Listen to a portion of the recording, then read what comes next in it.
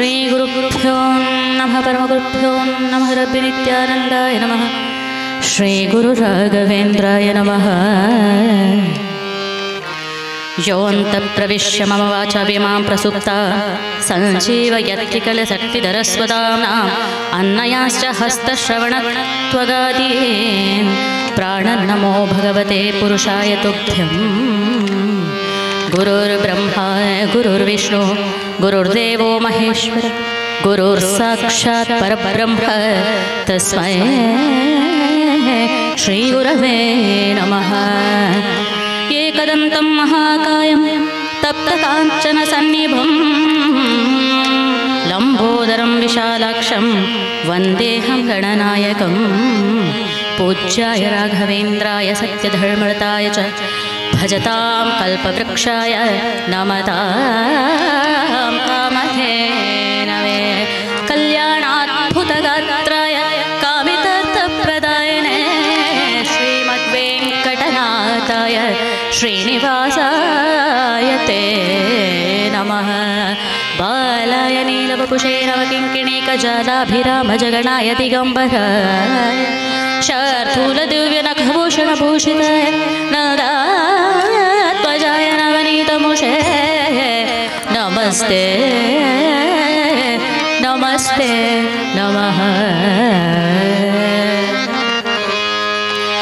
विघ्नेश विघ्नेश विघ्नेश विघ्नेश विघ्नेश विघ्नेश ಭಗ್ನಗೈಸಿ ದುರ್ವಿಘ್ನಗಳನ್ನು ಹರಿಯಂತಲಲ್ಲಿ ಮನಲಗ್ನವಗೈವುದು ವಿಘ್ನೇಶ ವಿಘ್ನೇಶ ವಿಘ್ನೇಶ ಭಗ್ನಗೈಸಿ ದುರ್ವಿಘ್ನಗಳನ್ನು ಹರಿಯಂತದಲ್ಲಿ ಮನಲಗ್ನವಗೈವುದು ವಿಘ್ನೇಶ ವಿಘ್ನೇಶ ವಿಘ್ನೇಶ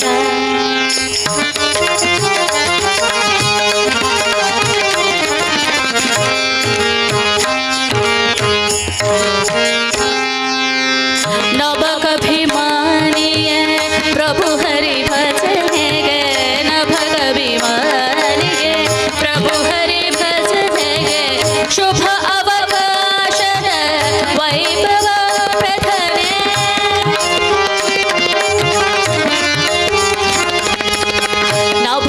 नभकभिमानिये प्रभु हरि भजनेगे शुभ अवकाशद वैभव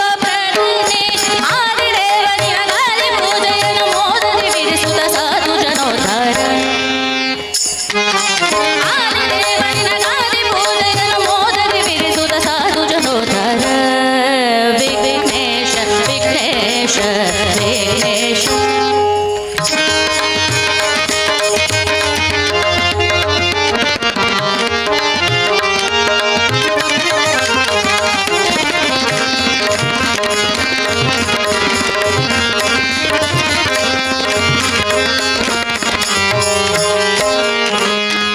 संतर संतव संतत कोटुतले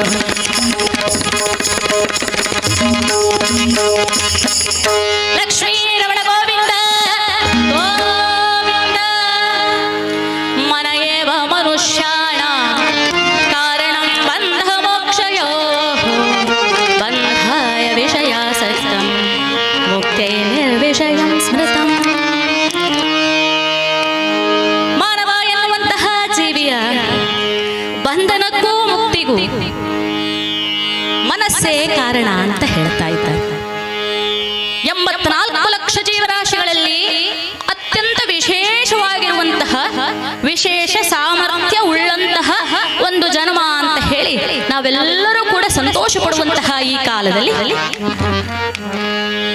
ಈ ನಮ್ಮಲ್ಲಿರತಕ್ಕಂತಹ ಈಶ್ವರ ಸಾಕ್ಷಾತ್ಕಾರವೇ ಮಾನವ ಜೀವನದ ಗುರಿ ಅಂತ ಹೇಳುವಂಥದ್ದನ್ನ ಹಿರಿಯರಿಂದ ತಿಳಿದುಕೊಂಡಿರತಕ್ಕಂತಹ ಅಥವಾ ತಿಳಿಯತಕ್ಕಂತಹ ಸಾಮರ್ಥ್ಯ ಇರುವಂತಹ ಚೈತನ್ಯ ಇರುವಂತಹ ನಮಗೆ ಈ ಮನಸ್ಸೇ ಬಂಧನಕ್ಕೂ ಬಿಡುಗಡೆಗೂ ಕಾರಣ ಅಂತ ಹೇಳುವಂಥದ್ದು ಮೊದಲು ವೇದ್ಯ ಆಗಬೇಕು ಅಂತ ಹೇಳ್ತಾರೆ. ಇಂದ್ರಿಯ ವಸ್ತುವಿನ ಮೇಲಿನ ಆ ಪ್ರೀತಿಯಿಂದ ಬಂಧನ, ಇಂದ್ರಿಯ ವಸ್ತುಗಳನ್ನ ವರ್ಜಿಸಿದರೆ ಬೇಡ ಅಂತ ಹೇಳಿದ್ರೆ ಅದುವೇ ಮುಕ್ತಿಗೆ ಕಾರಣ ಅಂತ ಹೇಳ್ತಾರೆ. ಆದ್ದರಿಂದ ಸಕಲ ಅಂಗಾಂಗಗಳಿಂದ ಶೋಭಿತವಾಗಿರುವಂತಹ ಸುಂದರವಾದ ಮಾನವ ಶರೀರ, ದಾಸರು ಹೇಳಿದ್ದಲ್ವ, ಮಾನವ ಜನ್ಮ ದೊಡ್ಡದು ಅದ ಹಾಳು ಮಾಡಲು ಬೇಡಿ ಹುಚ್ಚಪ್ಪಗಳಿರ ಅಂದ್ರೆ 84 ಲಕ್ಷ ಜೀವರಾಶಿಗಳಲ್ಲಿ ವಿಶೇಷವಾದಂಥದ್ದು ಮಾನವ ಜನ್ಮ ದೊಡ್ಡದು ಅಂತ. ಹಾಗಾದ್ರೆ ನಾವು ದೊಡ್ಡ ಜನ್ಮವನ್ನು ಹೊತ್ತುಕೊಂಡು ಬಂದಿದ್ದೇವೆ. ಅಂತಹ ನಮಗೆ ಆ ಭಗವಂತನನ್ನ ಅರಿಯುವಂತಹ ಚೈತನ್ಯ ಇದ್ರೂ ಕೂಡ ಸರ್ವ ಅಂಗಾಂಗಗಳಿಂದಲೂ ಶೋಭಿತವಾಗಿರುವಂತಹ ಈ ಶರೀರದಲ್ಲಿ ದಾಸರ ಸಾಹಿತ್ಯ ಬರೆದ್ರು ನೋಡಿ. 10 ದಿವಸಗಳ ಕಾಲ ಇಲ್ಲಿ ಹರಿಕಥೆ ಆಗ್ತದೆ. ಇವತ್ತಿಗೆ 9ನೇ ದಿವಸ ಆಯ್ತು. ಇಲ್ಲೆಲ್ಲ ಮಾತೆಯರು ಕೂತ್ಕೊಂಡು ಭಜನೆ ಮಾಡಿದ್ದು ಹೌದೋಲ್ವ, ನಾವು ಆಲಿಸಿದ್ದು, ತಾಳ ಹಾಕಿದ್ದು ಎಲ್ಲವೂ ಸರಿ. ಅದರಲ್ಲಿ ಬಂದಿದೆ, ನಾಲಿಗೆಗೆ ಬುದ್ಧಿ ಹೇಳಿದ್ರು, ಕಾಲಿಗೆ ಬುದ್ಧಿ ಹೇಳಿದ್ರು, ಕೈಗೆ ಬುದ್ಧಿ ಹೇಳಿದ್ರು, ಆದ್ರೆ ಮುಖ್ಯವಾಗಿ ಮನಸ್ಸಿಗೆ ಬುದ್ಧಿ ಹೇಳ್ತಾ ಇದ್ದಾರೆ. ವಿಷಯವನ್ನು ಬಿಡು ಮನ. ಯಾಕೆ ಅಂತ ಹೇಳಿದ್ರೆ ಸರ್ವಕ್ಕೂ ಕೂಡ ಕಾರಣವಾದದ್ದು ಮನಸ್ಸು ಅಂತ. ಆದ್ದರಿಂದ ಆ ಮನಸ್ಸಿಗೆ ಬುದ್ಧಿ ಹೇಳ್ತಾ ಇದ್ದಾರೆ, ನೀನು ಯಾವ ರೀತಿ ಬದುಕಬೇಕು. ಭಾವನೆಗಳ ಮೂಟೆಯಾಗಿರ್ತಕ್ಕಂತಹ ಈ ಮನಸ್ಸಿನ ಚಲನೆಯಿಂದ ನಮ್ಮ ಶರೀರ, ನಮ್ಮ ದಿನ ನಡೆಯುತ್ತದೆ ಅಂತ ಹೇಳುವಂಥದ್ದು.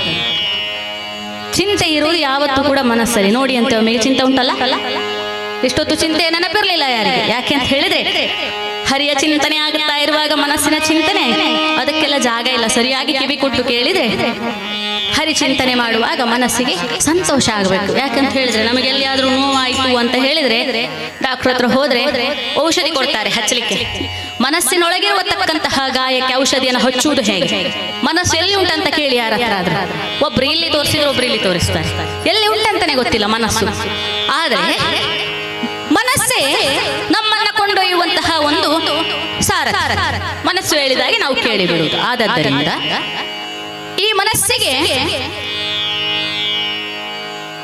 ಸಪ್ಪೆ ಮೆಲುವಾಗ ಸೊಪ್ಪಿನ ಚಿಂತೆ,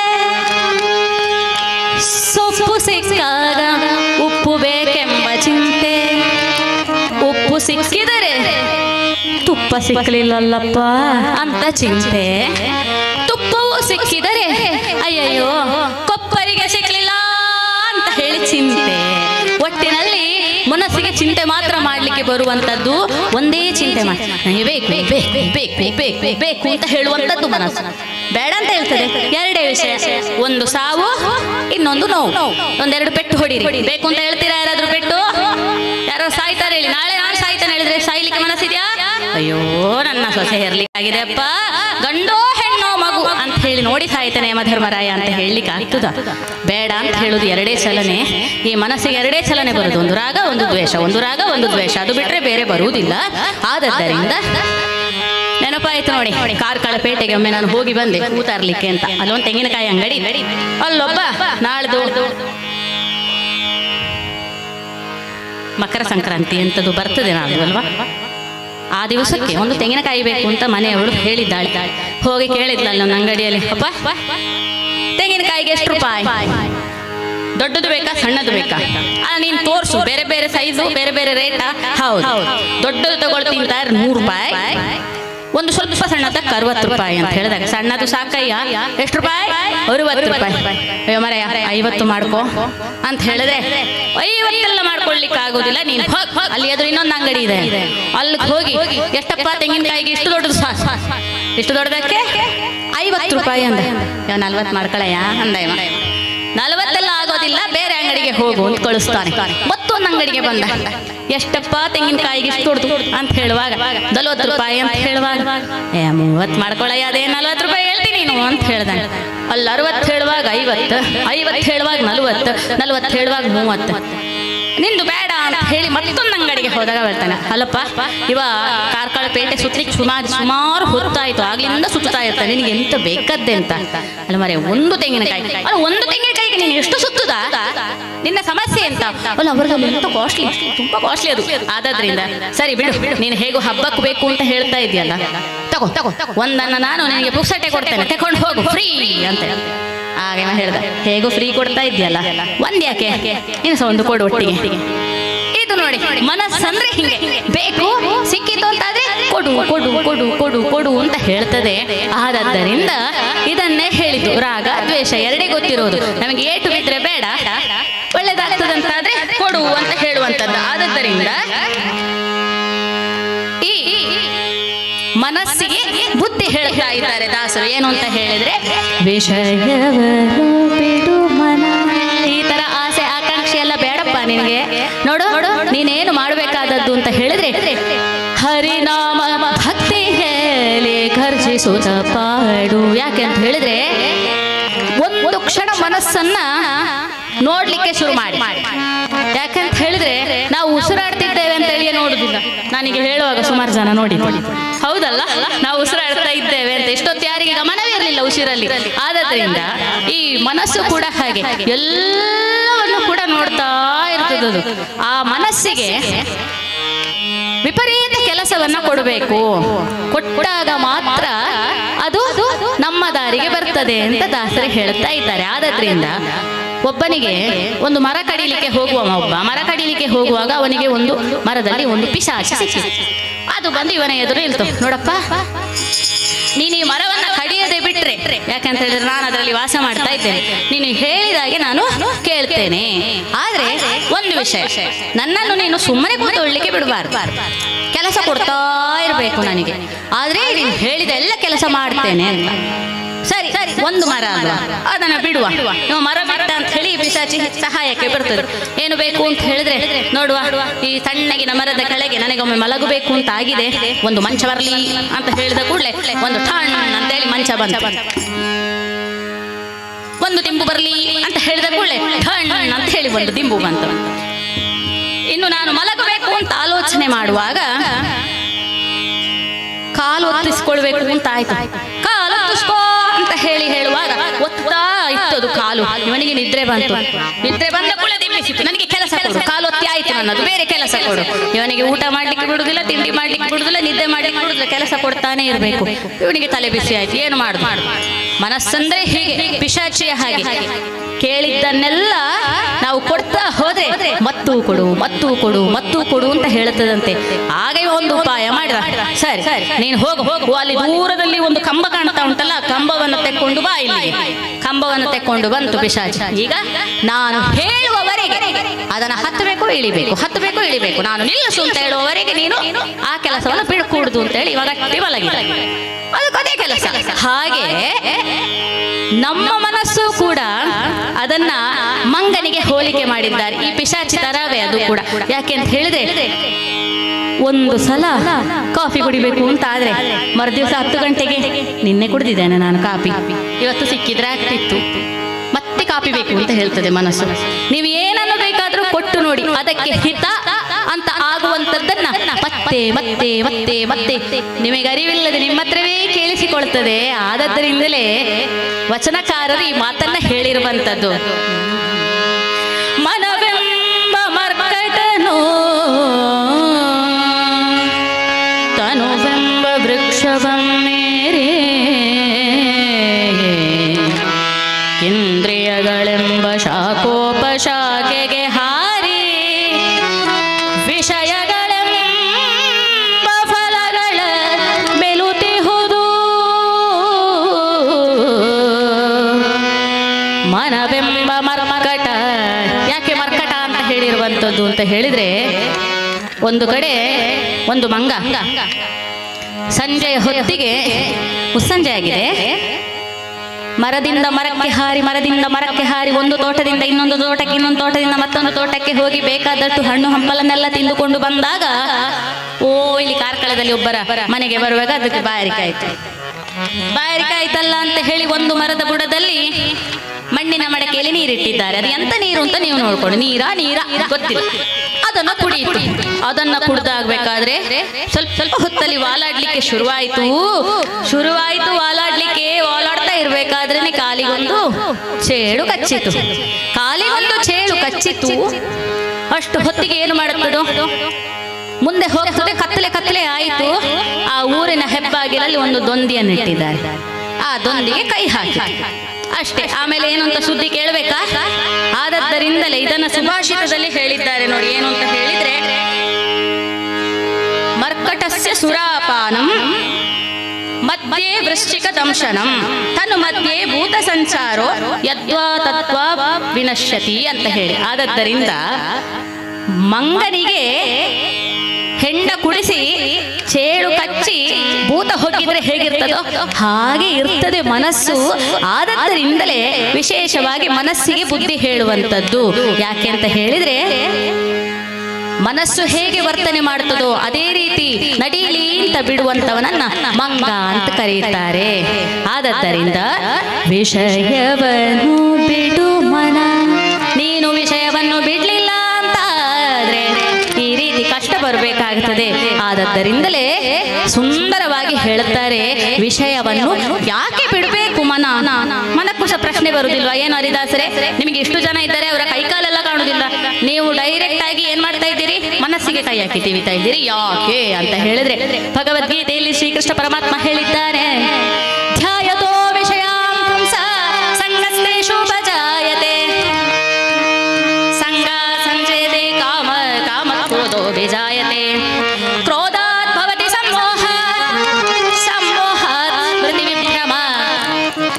ಸ್ಮೃತಿ ವಿಭ್ರಮದಿಂದ ಬುದ್ಧಿನಾಶದಿಂದ ಸರ್ವನಾಶ ಅಂತ ಹೇಳಿದ್ದಾರೆ. ಆದದ್ದರಿಂದ ಧ್ಯಾಯತೋ ವಿಷಯಾನ್ ಪುಂಸ, ಹೆಚ್ಚಾಗಿ ನೀನು ವಿಷಯಗಳನ್ನೇ ಧ್ಯಾನ ಮಾಡ್ತಾ ಇದ್ರೆ ಅದರಿಂದ ನಿನಗೆ ನಾನು ಆ ವಿಷಯವನ್ನು ಪಡ್ಕೊಳ್ಬೇಕು ಎನ್ನುವಂತಹ ಕಾಮ ಆಸೆ ಉದ್ಭವ ಆಗುತ್ತದೆ. ಅದು ಉದ್ಭವ ಆದರೆ ಆಮೇಲೆ ಏನ್ ಮಾಡ್ತೀನಿ ನೀನು? ಅದು ನನಗೆ ಸಿಕ್ಕಲಿ ಅಂತ ಹೋರಾಟ ಮಾಡ್ತಿ. ಸಿಕ್ಕಲಿಲ್ಲ ಅಂತ ಆದ ಕೂಡಲೇ ನಿನಗೆ ಕೋಪ ಬರ್ತದೆ. ಕೋಪ ಬಂದಾಗ ನಿನ್ನ ಬುದ್ಧಿ ನೀನು ಹೇಳಿದಾಗೆ ಕೇಳುವುದಿಲ್ಲ, ನಿನಗೆ ತೋಚಿದ್ದು ಮಾಡ್ತಿ. ಅದರಿಂದ ನಿನ್ನ ಬುದ್ಧಿ ನಾಶ ಆಗಿ ಸಕಲವೂ ವಿನಾಶದತ್ತ ಕೊಂಡೊಯ್ಯುತ್ತದೆ. ಆದ್ದರಿಂದ ವಿಷಯವನ್ನು ಬಿಡು ಮನ ವಿಚಾರ ಮಾಡೋ, ವೈರಾಗ್ಯ ಭಕ್ತಿಯನು ಹರಿಯಲ್ಲೇ ಬೇಡೋ, ವೈರಾಗ್ಯ ಭಕ್ತಿಯನು ಹರಿಯಲ್ಲೇ ಬೇಡೋ.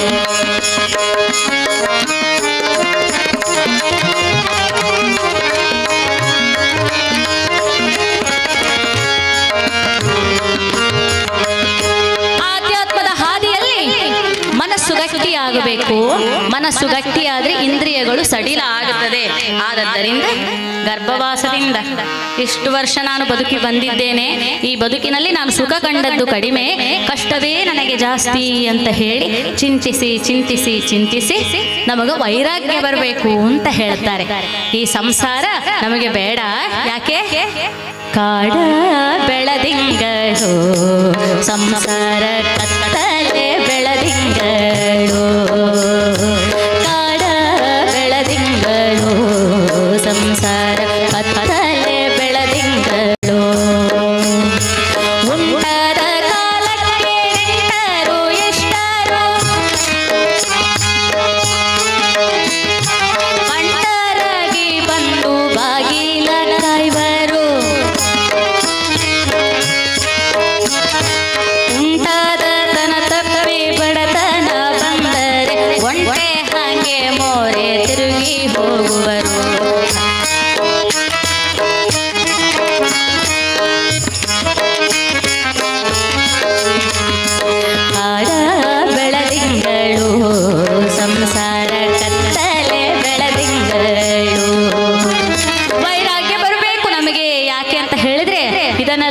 ಕಾಳಿದಾಸರು ಹೇಳಿದ್ದಾರೆ, ಸಂಸಾರ ಅಂತ ಹೇಳುವಂಥದ್ದು ಕಾಡ ಬೆಳದಿಂಗಳು.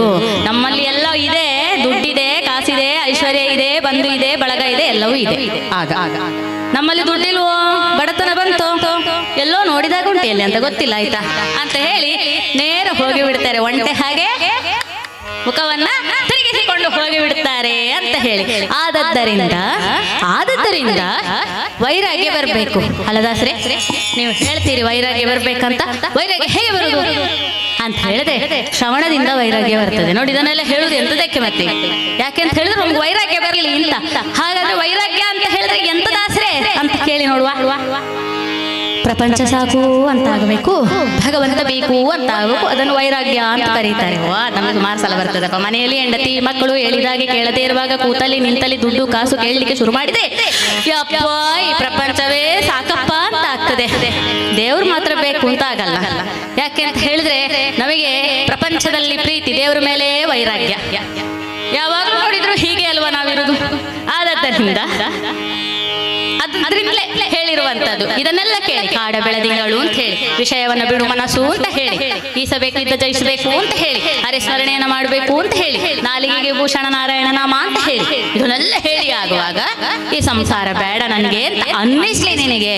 ಆದರೆ ನಾನು ಹೇಳಿದೆ, ಪ್ರಪಂಚದಲ್ಲಿ ಪ್ರೀತಿ, ಭಗವಂತನಲ್ಲಿ ವೈರಾಗ್ಯ ನಮಗೆ. ಆದದ್ದರಿಂದ ಕಂಡ ಸಕ್ಕರೆ ಹಿತವಿಲ್ಲ ಬಂದೆ, ತುಂಡು ಎಲುಬನು ಕಡಿದಿದಂತೆ.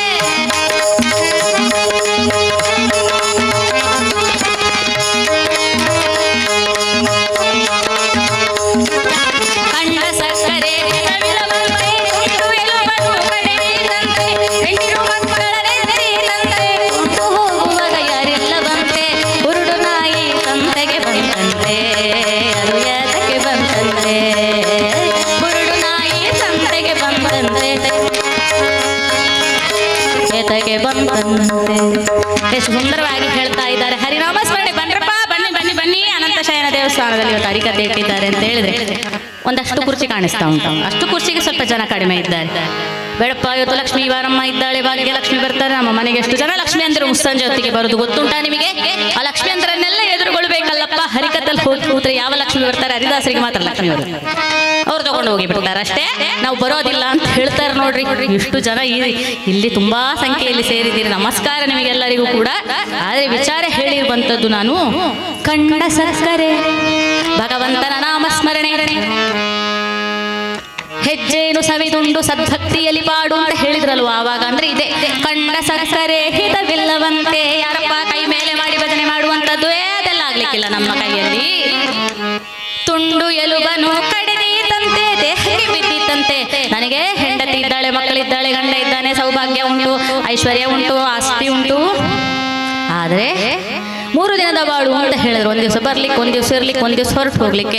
ಈ ಕಾಲದಲ್ಲಿ ಇವ್ರು ಯಾರು ಕೂಡ ನಮ್ಮ ಹಿಂದೆ ಬರ್ತಾರೋ ಸ್ಮಶಾನದವರೆಗೆ ಬರ್ತಾರೆ, ಮತ್ತೆ ಬರ್ತಾರೆ ಮೇಲೆ. ನೀನು ಮಾಡಿದಂತಹ ಪಾಪ ಪುಣ್ಯಗಳು ಬರುವುದು. ಆದ್ದರಿಂದ ಚಂಚಲತೆಯ ಮಿಂಚು ಗೊಂಚಲದಲ್ಲಿ ಗೊಂಚ ಕಾಲವೇ ಮಾತ್ರ ಘೋಷರಿಸಿ, ಸಂಚಯಕ್ಕೆ ಯೋಗ್ಯವಲ್ಲದ ಪ್ರಾಪಂಚಿಕ ಸುಖದ ಅಮಲಿನಲ್ಲಿ ಭಗವಂತನನ್ನ ಭಕ್ತಿ ಮಾಡಬೇಡ.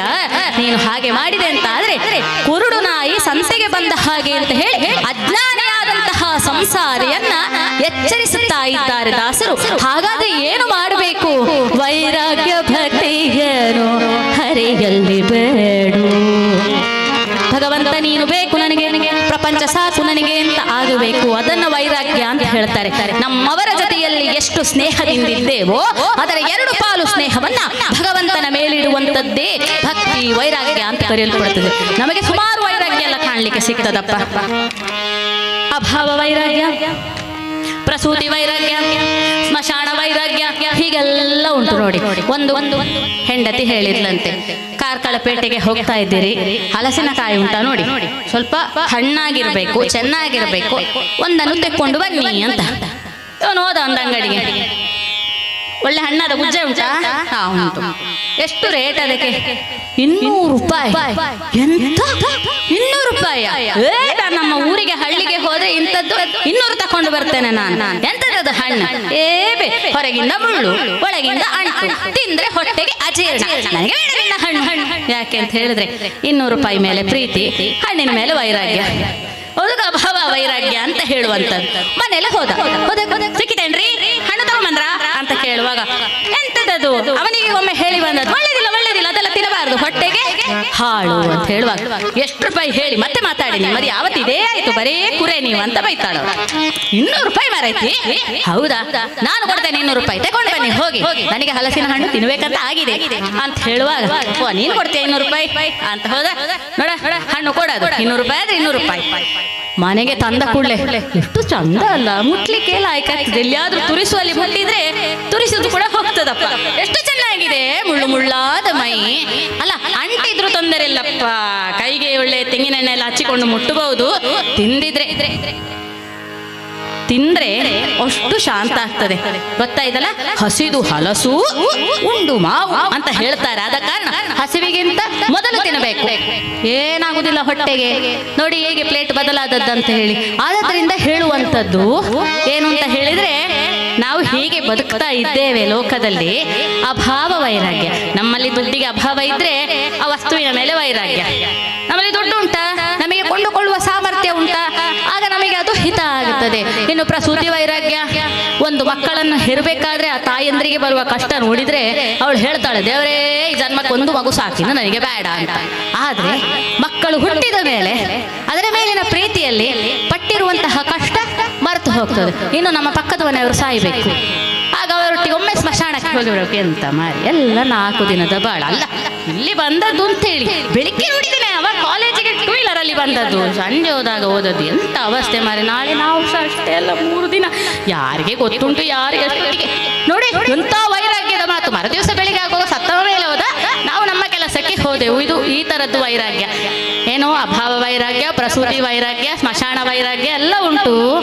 ಆದ್ರೆ ಭಗವಂತ ನನಗೆ ನೀನು ಬೇಕು, ಪ್ರಪಂಚ ಸಾಕು ಅಂತ ಹೇಳುವಂತಹ ವೈರಾಗ್ಯ ನಮ್ಮಲ್ಲಿ ಬರಲಿಲ್ಲ.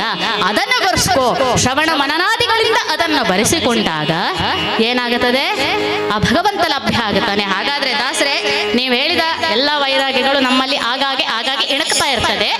ಈಗ ನಿಜವಾದ ವೈರಾಗ್ಯ ಬರಬೇಕಾದ್ರೆ ಏನು ಮಾಡಬೇಕು, ಕಾರ್ಕಳಕ್ಕೆ ಬರಬೇಕು ಅಂತ ಹೇಳ್ತಾರೆ ಹರಿದಾಸರು. ಯಾಕೆ? ಸಜ್ಜನರ ಪದರ ಜತಿ ಮಜನವ ಮಾಡುತ್ತಲಿ, ಸಜ್ಜನರ ಪದರ ಜತಿ ಮಜನವ ಮಾಡುತ್ತಲಿ, ಹೆಜ್ಜೆ ಹೆಜ್ಜೆಗೂ ಹರಿಯ ನಾಮ ಸುಧೆಯಂಬ, ಹೆಜ್ಜೆ ಹೆಜ್ಜೆಗೂ ಹರಿಯ ನಾಮ ಸುಧೆಯಂಬ.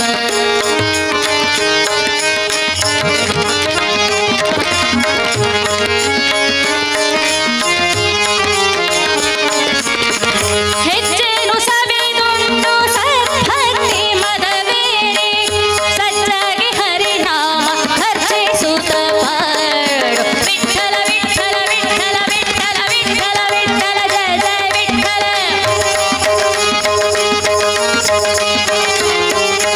ವಿಠಲ ವಿಠಲ ವಿಠಲ ವಿಠಲ ವಿಠಲ ವಿಠಲ ಶ್ರೀ ಹರಿ ವಿಠಲ.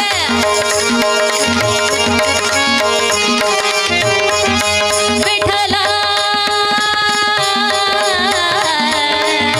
ಹರಿನಾಮ ಹರ್ಷಿಸುತ್ತ ಪಾಡು.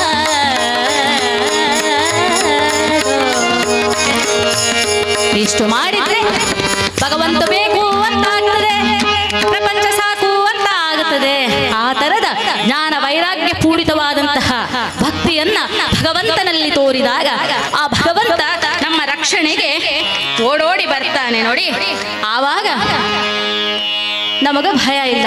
ಇಲ್ಲದಿದ್ರೆ ಏನಾಗುತ್ತದೆ, ಯಾವಾಗ ಸಾಯ್ತೇವೆ ಅಂತ ಗೊತ್ತಿಲ್ಲ. 3 ದಿನದ ಬಾಳು ಅಂತ ಹೇಳಿರುವಂಥದ್ದು.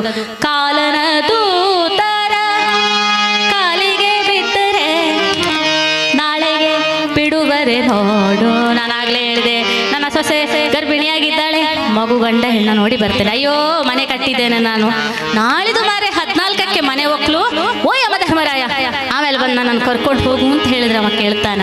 ಕೇಳೋದಿಲ್ಲ. ಆದದ್ದರಿಂದ ಸಂತತಂ ಚಿಂತೆಯೇನಂತಂ ಅಂತ ಕಾಲೇ ವಿಶೇಷತಂ ಅಂತ ಹೇಳ್ತಾರೆ. ನೋಡಿ, ಯಾಕೆಂತ ಹೇಳಿದ್ರೆ ಹರಿದಾಸರಿಗೆ ಬೇರೆ ಕೆಲಸ ಇಲ್ವಾ, ಭಜನೆ ಮಾಡಿ ನಾಮಸ್ಮರಣೆ ಮಾಡಿ ಅಂತ ಹೇಳುವಂಥದ್ದು. ಯಾಕೆ ಅಂತ ಹೇಳಿದ್ರೆ, ಈಗ ಸಾಹಿತ್ಯೋ, ಈ ಕ್ಷಣ ಸಾಹಿತ್ಯೋ, ನಾಳೆ ಸಾಹಿತ್ಯೋ, ನಾಡಿದ್ದು ಸಾಹಿತ್ಯೋ ನಮಗೆ ಗೊತ್ತಿಲ್ಲ. ಭಗವಂತ ಹೊರಟು ನಮ್ಮನ್ನ ಕರ್ಕೊಂಡು ಹೋಗುವಾಗ ನಾವು ಯಾವ ಸ್ಥಿತಿಯಲ್ಲಿರ್ತೇವೆ ನೋಡಿ, ಆ ಸ್ಥಿತಿಯೇ ಮುಂದೆ ಕೂಡ ಅಲ್ಲಿಯೂ ಲಭ್ಯ ಆಗುತ್ತದೆ ಅಂತ ಹೇಳಿ. ಯಾಕಂತ ಹೇಳಿದ್ರೆ, ಈಗ ನಿಂದಲೇ ಹರಿನಾಮ ಸ್ಮರಣೆ ಮಾಡು ಅಂತ ಹೇಳಿ. ಇಲ್ಲಿ ಸ್ವಲ್ಪ ಹೀಗೆ ಮಾಡಿ ನೋಡ್ಬೇಕು. ಯಾಕೆಂತ ಹೇಳಿದ್ರೆ ಸಣ್ಣ ಮಕ್ಕಳು ಇಲ್ಲಿ ಮಾತ್ರ ಇರುವಂತದ್ದು, ಸ್ವಲ್ಪ ಸಣ್ಣ ಮಕ್ಕಳು ಇಲ್ಲಿ ಕಾಣಿಸ್ತಾರೆ. ಇಲ್ಲದಿದ್ರೆ ಸಣ್ಣ ಮಕ್ಕಳು ಯಾರು ಸಹ ಹರಿಕತೆಗೆ ಬರುವುದಿಲ್ಲ. ಬಂದಂತಹ ಮಕ್ಕಳಿಗೆ ಖುಷಿ ಆಯ್ತು. ಯಾಕೆಂತ ಹೇಳಿದ್ರೆ ಎಲ್ಲ ದೊಡ್ಡವರು ಮಾತ್ರ ಹರಿಕತೆಗೆ ಬರುದು, ಮಕ್ಕಳು ಬರುವುದೇ ಇಲ್ಲ. ಮಕ್ಕಳು ಬರಬೇಕು ಹರಿಕತೆಗೆ, ನಮ್ಮ ಮುಂದಿನ ಪೀಳಿಗೆಯವರು. ಆದ್ರಿಂದ ಅವರಿಗೆ ಹೇಳುವಂಥದ್ದು. ಈಗಲೇ ಹರಿಕತೆ ಕೇಳಿದ್ರೆ ದೊಡ್ಡವರಾದ ಮೇಲೆ ಅವರವರ ಮಕ್ಕಳಿಗೆ ಹೇಳ್ತಾರೆ, ಅವರ ಮಕ್ಕಳು ಮುಂದುವರಿಸಿಕೊಂಡು ಹೋಗ್ತಾರೆ. ನಾವು ಏನನ್ನ ನಿತ್ಯ ನಿರಂತರವಾಗಿ ಮನನ ಮಾಡಿಕೊಳ್ಳುತ್ತೇವೋ ಅದೇ ಸಾಯುವ ಕಾಲದಲ್ಲೂ ಕೂಡ ಬರ್ತದೆ. ಅದನ್ನೇ ಹೇಳಿದ್ದು ಸಂತತಂ ಚಿಂತೆಯೇನಂತಂ ಅಂತಕಾಲೇ ವಿಶೇಷತಂ ಅಂತ ಹೇಳಿದ್ರೆ ಈಗಲೇ ಅಭ್ಯಾಸ ಮಾಡು. ನಾಳೆ ಹೋಗುವ, ನಾಳೆ ಹೋಗುವ, ನಾಳೆ ಮಾಡುವ. ಕೂದಲು ಬೆಳ್ಳಗಾದವರಿಗೆ ಮಾತ್ರ ಹರಿಕತೆ, ದಾಸರೆ ಎಂತ ಮಾತಾಡುದು ನೀವು ಅಂತ ಹೇಳಬೇಡಿ.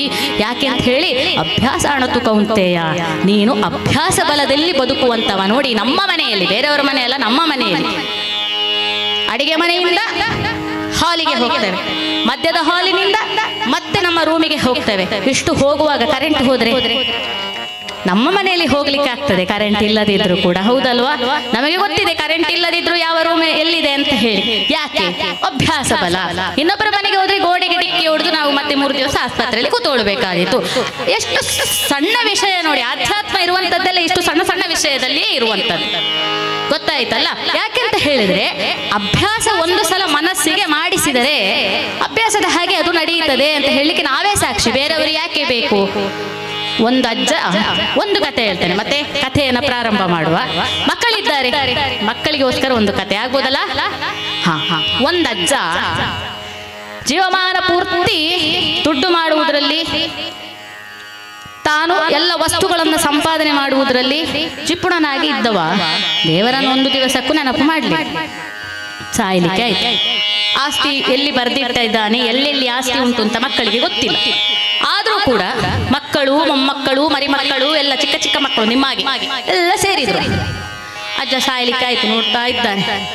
ಅಷ್ಟು ಹೊತ್ತಿಗೆ ಅಜ್ಜ ಒಂದು ಸ್ವಲ್ಪ ಹೇಳಜ್ಜ, ನಾರಾಯಣ ನಾಮಸ್ಮರಣೆ ಹೇಳಜ್ಜ, ಹರಿನಾಮಸ್ಮರಣೆ ಹೇಳಜ್ಜ, ಶಿವನಾಮಸ್ಮರಣೆ ಹೇಳಜ್ಜ, ಗೋವಿಂದ ನಾಮಸ್ಮರಣೆ ಹೇಳಜ್ಜ. ಮೊನ್ನೆ ಕಾರ್ಕಳಕ್ಕೆ ಹೋದಾಗ ಹರಿದಾಸರು ಹೇಳಿದ್ದಾರೆ, ಸಾಯುವ ಕಾಲದಲ್ಲಿ ಭಗವಂತನನ್ನ ಸ್ಮರಣೆ ಮಾಡಬೇಕು. ಅಜಮಿಳ ಅವನ ಮಗನನ್ನ ನಾರಾಯಣ ಅಂತ ಪೂರ್ತಿ ಕರೀಲಿಲ್ಲ, ನರಗ ಅಂತ ಹೇಳಿ ಕರೆದ ಕೂಡಲೇ ವೈಕುಂಠಕ್ಕೆ ಬಂದು ಕರ್ಕೊಂಡು ಹೋದ್ರು. ಯಮಲೋಕಕ್ಕೆ ಹೋಗ್ಲಿಲ್ಲ. ಅಜ್ಜ, ನೀನು ಇಷ್ಟರವರೆಗೆ ಒಳ್ಳೆ ಕೆಲಸ ಏನು ಮಾಡ್ಲಿಲ್ಲ, ದೇವಸ್ಥಾನಕ್ಕೆ ಹೋದದ್ದು ನಾನು ನೋಡ್ಲಿಲ್ಲ ಅಜ್ಜ, ನೀನು ಒಂದು ಸಲ ಹರಿನಾಮ ಸ್ಮರಣೆ ಮಾಡು ಅಂತ ಹೇಳಿ ಒತ್ತಾಯ ಮಾಡ್ತಾರೆ ಮಕ್ಕಳು. ಒತ್ತಾಯ ಮಾಡ್ತಾರೆ ಮಾಡ್ತಾರೆ ಮಾಡ್ತಾರೆ. ಗೋವಿಂದ ನಾಮಸ್ಮರಣೆ, ವಿಠ್ಠಲ ನಾಮಸ್ಮರಣೆ ಎಲ್ಲ ಮಾಡ್ತಾರೆ. ಅಜ್ಜನ ಬಾಯಿಯಲ್ಲಿ ಬರುವುದೇ ಇಲ್ಲ, ಏನು ಹೇಳಿದ್ರೂ ಬರುವುದಿಲ್ಲ. ಕಡೆಗೆ ಏನು ಮಾಡ್ತಾರೆ, ಇವನು ಒಂದು ಸಲ ಆದ್ರೂ ಸಾಯ್ಲಿಕ್ಕೆ ಆಯ್ತು, ಒಂದು ಸಲ ಆದ್ರೂ ನಾರಾಯಣ ಹೇಳಬೇಕು ಅಂತ ಹೇಳಿ ಒಂದು ಸಣ್ಣ ಮಗುವನ್ನು ಕರ್ಕೊಂಡು ಬಂದ್ರು. ಇವನ್ ಯಾರಜ್ಜ ಹೇಳಿ, ಇವನ್ ಯಾರಜ್ಜ ಹೇಳಿ ಹೇಳುವಾಗ ನಾರಾಯಣ ಅಂತ ಹೇಳಿ ಸಾಯ್ತಾನೇನೋ ಅಂತ ಇವ ಸಣ್ಣ ಮಾಣಿ ಅಂತ ಹೇಳ್ತಾನಂತೆ ಅವ, ಹೊರತು ಇವ ನಾರಾಯಣ ಅಂತ ಅವ ಹೇಳಲಿಲ್ಲ. ಇದೆ ಅಂತ ಇದು ನಾರಾಯಣನನ್ನು ಸಣ್ಣ ಮಾಣಿ ಅಂತ ಹೇಳಿ ಆಯ್ತಲ್ಲ ಅಂತ ಹೇಳಿ ದೊಡ್ಡ ವಾಣಿಯನ್ನು ಕರ್ಕೊಂಡು ಬರ್ತಾರೆ. ನೋಡುವ, ಅವನ ಹೆಸರು ಗೋವಿಂದ ಅಂತ. ಅಜ್ಜ ಇದ್ಯಾರಜ್ಜ, ಇದ್ಯಾರಜ್ಜ, ಗೋವಿಂದ ಅಂತ ಹೇಳಜ್ಜ, ಗೋವಿಂದ ಅಂತ ಹೇಳಜ್ಜ ಅಂತ ಮನಸ್ಸಲ್ಲಿ ಇವ ದೊಡ್ಡ ಮಾಣಿ, ಇವರೆಲ್ಲ ಶಾಲೆಗೆ ಹೋಗೋದಿಲ್ಲ ಎಂತ ಮಾಡುದು ಅಂತ ಹೇಳ್ತಾ ಇದ್ದಾನೆ ಹೊರತು ಅವ ಗೋವಿಂದ ಅಂತಾಗ್ಲಿ ಇವ ನಾರಾಯಣ ಅಂತಾಗ್ಲಿ ಅಜ್ಜ ಹೇಳಲಿಲ್ಲ.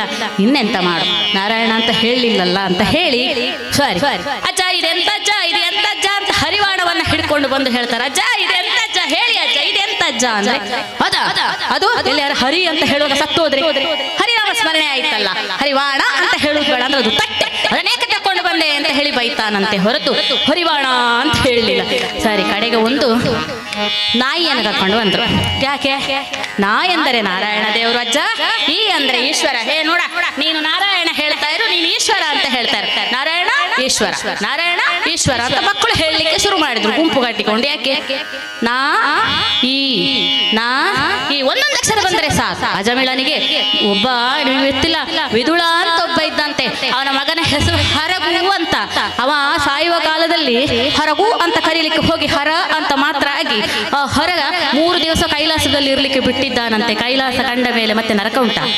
3 ದಿವಸ ಇರಲಿ 6 ದಿವಸ ಇರಲಿ. ಆದ್ರಿಂದ ಅಜ್ಜ ನೀನು ನಾ ಈ ಅಂತ ಹೇಳು, ಅಷ್ಟಾದ್ರೂ ಬರ್ಲಿ ನಿನ್ನ ಬಾಯಿಂದ ಹೇಳಿದ್ರೆ ಆ ಬೊಕ್ಕನನ್ನೇ ಯಾಕೆ ಹಿಡ್ಕೊಂಡು ಬಂದಿದ್ದೀರಿ ಅಂತ ಹೇಳಿ ಸತ್ತ.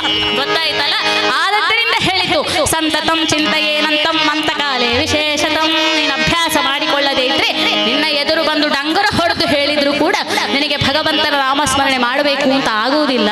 ಆದ್ದರಿಂದ ಮನಸ್ಸಿಗೆ ಅಭ್ಯಾಸ ಮಾಡಿಸು. ಅಭ್ಯಾಸದ ಹಾಗೆ ಮನಸ್ಸು ನಡೆಯುತ್ತದೆ. ಅದಕ್ಕೆ ಯಾವುದರ ಅಭ್ಯಾಸ ಮಾಡಿಸ್ಬೇಕಾಗಾದ್ರೆ ನಾಮಸ್ಮರಣೆಯ ಅಭ್ಯಾಸವನ್ನ ಮಾಡಿಸ್ಬೇಕು. ಹರಿಕಥೆಯನ್ನ ಕೇಳಲಿಕ್ಕೆ ಬಂದ್ರೆ ಇಲ್ಲಿ ದಾಸರು ಹಾಗಾಗಿ ನಾಮಸ್ಮರಣೆ ಮಾಡಿಸ್ತಾ ಇರ್ತಾರೆ. ಆದ್ದರಿಂದ ಏನು ಮಾಡ್ಬೇಕಂತ ಹೇಳಿದ್ರೆ ನಾಮಸ್ಮರಣೆ ಮಾಡ್ತಾ ಇರ್ಬೇಕು. ನಾನು ಕಾರ್ಕಳ ಕಾರ್ಕಳ ಅಂತ ಹೇಳುದು ಯಾಕೆ ಅಂತ ಕೇಳಿ, ಭಗವಂತ ಹೇಳಿದ್ದಾನೆ, ನಾಹಂ ವಸಾಮಿ ವೈಕುಂಠೆ ಯೋಗಿನಾ ಹೃದಯೇನ ಚ ಮದ್ಭಕ್ತ ಯತ್ರ ಗಾಯಂತಿ ತತ್ರ ತಿಷ್ಠಾಮಿ ನಾರದ ಅಂತ ಹೇಳಿದ್ರೆ ಇಲ್ಲೆಲ್ಲ ಭಜನೆ ಮಾಡುವಾಗ ಕೆಲವರದ್ದು ಅರ್ಧ ಕೈ ಹೋಗಿದೆ. ಆಯ್ತಾ, ಹೀಗೆ ಅವರೆಲ್ಲ ಹೀಗೆ ಮಾಡ್ಬೇಕು ಅಂತ. ನಾನು ವೈಕುಂಠದಲ್ಲೂ ಇಲ್ಲ ನಾರದ, ಯೋಗಿಗಳ ಹೃದಯದಲ್ಲೂ ನನ್ನನ್ನು ಹುಡುಕುವುದು ಕಷ್ಟ. ನೀನು ಎಲ್ಲೆಲ್ಲಿ ನನ್ನ ಭಕ್ತರು ಜೋರಾಗಿ ಭಜನೆಯನ್ನ ಮಾಡುತ್ತಾ ಏಕ ಪ್ರಕಾರ ಒಂದೇ ಮನಸ್ಸಿನಿಂದ ನನ್ನ ಭಜನೆಯನ್ನ ಮಾಡುತ್ತಾರೋ ಅಲ್ಲಿ ನಾನು ಹುಡುಕಿದ್ರೆ ಸಿಗ್ತೇನೆ ಅಂತ ಒಂದು ಚೇರಲ್ಲಿ ಬಂದು ಕೂತ್ಕೊಳ್ತಾನೆ ದೇವರು. ಆದ್ದರಿಂದ ನಾನು ಕಾರ್ಕಳದಲ್ಲಿ ಎಲ್ಲರೂ ಭಜನೆ ಮಾಡ್ತಾರೆ, ಅದಕ್ಕೆ ಕಾರ್ಕಳ ಕಾರ್ಕಳ ಅಂತ ಹೇಳುವಂಥದ್ದು. ಆದ್ದರಿಂದ ಭಗವಂತ ಹೇಳಿದಂತಹ ಮಾತು, ನಾನು ಭಕ್ತರ ಹೃದಯದಲ್ಲಿ ಇರ್ತೇನೆ, ಭಕ್ತರು ಭಜನೆ ಮಾಡಿದಲ್ಲಿ ಇರ್ತೇನೆ, ಭಕ್ತರು ಭಜನೆ ಮಾಡಿದ್ರೆ ನಾನು ಬರ್ತೇನೆ, ನಾಮಸ್ಮರಣೆಯನ್ನ ಮಾಡಿ. ಆದದ್ದರಿಂದಲೇ ವಿಷಯವನ್ನು ಬಿಡು ಮನ ವಿಚಾರ ಮಾಡೋ. ನಾನು ಹೇಳಿರುವಂತಹ ಇಷ್ಟು ವಿಷಯಗಳನ್ನ ವಿಚಾರ ಮಾಡುತ್ತಾ ಮಾಡುತ್ತಾ ಯಾವ ರೀತಿ ವೈಕುಂಠದಲ್ಲೂ ನಾನಿಲ್ಲ, ಯೋಗಿಗಳ ಹೃದಯದಲ್ಲೂ ನಾನಿಲ್ಲ, ಭಕ್ತರಿದ್ದಲ್ಲಿ ನಾನಿದ್ದೇನೆ ಅಂತ ಹೇಳಿ ನಾರದನಲ್ಲಿ ಭಗವಂತ ಹೇಳಿದ್ದಾನೋ, ಆ ಭಕ್ತರು ಕರೆದಾಗ ಓಡೋಡಿ ಬಂದದ್ದು ಹೇಗೆ? ಮನಸ್ಸಿನಲ್ಲಿ ಈ ಲೌಕಿಕ ಸಂಸಾರದಲ್ಲಿದ್ದುಕೊಂಡು ಸನ್ಯಾಸಿಕರ ಜೀವನವನ್ನ ಮಾಡಿ ಭಗವಂತನ ಅನುಗ್ರಹವನ್ನ ಪಡೆದದ್ದು ಹೇಗೆ ಎನ್ನುವುದಾಗಿ ನಮಗೆ ಮಾರ್ಗದರ್ಶನ ಕೊಟ್ಟವರ ಕತೆ ಬೇಕಾದಷ್ಟಿದೆ ನಮಗೆ. ಆದ್ರೆ ವಿಶೇಷವಾಗಿ ಇವತ್ತಿನ ದಿವಸ ಘೋರ ಕುಂಭಾರ ಅಂತ ಹೇಳುವ ಕತೆ ತ್ರೇತಾಯುಗದಲ್ಲಿ, ದ್ವಾಪರ ಯುಗದಲ್ಲಿ ಎಲ್ಲ ಆಗದ್ದಲ್ಲಪ್ಪ, ನಮ್ಮ ಕಲಿಯುಗದಲ್ಲಿ ಆಗಿರುವಂಥದ್ದು. 1267 1317 ಒಳಗೆ ಈ ಘಟನೆ ನಡೆದಿರುವಂಥದ್ದು ಆಗ ಕಂಡಿದ್ದಾನೆ ದೇವರು. 2000ದಲ್ಲಿ ಕಾಣಲಿಕ್ಕಿಲ್ವಾಗಾದ್ರೆ ಹೀಗೆ ಆಲೋಚನೆ ಮಾಡಬೇಕು, ವಿಚಾರ ಮಾಡೋ. ಅಲ್ಲಿ ಕುಂಬಾರನಿಗೆ ಒಲಿದವ ಇಂದು ನನಗೆ ಒಲಿಲಿಕ್ಕಿಲ್ವೇ? ಹಾಗಾದ್ರೆ ಅಂದು ಬಂದ ಹರಿಗೆ ಇಂದು ಅಡ್ರೆಸ್ ಗೊತ್ತಿರ್ಲಿಕ್ಕಿಲ್ವಾ ಇಲ್ಲಿಗೆ ಬರಬೇಕು ಅಂತ ಹೇಳಿ? ಅವನ ಲೋಕದಲ್ಲಿ ನಾವಿರುವುದಲ್ವಾ? ನೋಡಿ, ಈ ರೀತಿ ವಿಚಾರವನ್ನ ಮಾಡಬೇಕು. ಭಗವಂತ ಬರ್ತಾನೆ, ಭಗವಂತ ಇದ್ದಾನೆ, ಬರುವುದೆಲ್ಲಿಗೆ? ಆದ್ರೆ ನಾವು ಕರೀಬೇಕು, ನಾವಿದ್ದಲ್ಲಿಗೆ ಭಗವಂತನನ್ನ ಕರೀಬೇಕು. ಹಾಗೆ ಕರೆದ್ರೆ ಭಗವಂತ ಬರ್ತಾನೆ ಅನ್ನುವಂತಹ ವಿಚಾರ. ಭಕ್ತ ಹೇಗಿರಬೇಕು, ಭಕ್ತನ ನಡೆ ಹೇಗಿರಬೇಕು, ಭಗವಂತನನ್ನ ಕರೀಬೇಕು ಭಕ್ತ ಆದವ, ಸಂಸಾರದಲ್ಲಿದ್ದುಕೊಂಡು ಸಾಧನೆ ಮಾಡುವುದು ಹೇಗೆ, ಈ ಎಲ್ಲ ತತ್ವವನ್ನು ಹೊಂದಿರುವಂತಹ ಕಥಾಭಾಗ ಇವತ್ತಿನ ಭಕ್ತ ಕುಂಬಾರ ಎನ್ನುವಂತಹ ಕಥೆ. ಆದ್ದರಿಂದ ನಾವು ಕೂಡ ಭಕ್ತ ಕುಂಬಾರನಂತೆ ನಮ್ಮ ಮನಸ್ಸನ್ನ ವಿಷಯಗಳಿಂದ ದೂರ ಇಟ್ಟು ವಿಚಾರ ಮಾಡುತ್ತಾ ಭಗವಂತನ ಅನುಗ್ರಹ ಪ್ರಾಪ್ತಿ ಮಾಡಿಕೊಳ್ಳುವ ಅಂತ ಹೇಳುತ್ತಾ ಒಮ್ಮೆ ಜೋರಾಗಿ ಸಾಮೂಹಿಕ ಭಜನೆಯನ್ನ ಮಾಡುವ ಅಲ್ಲ.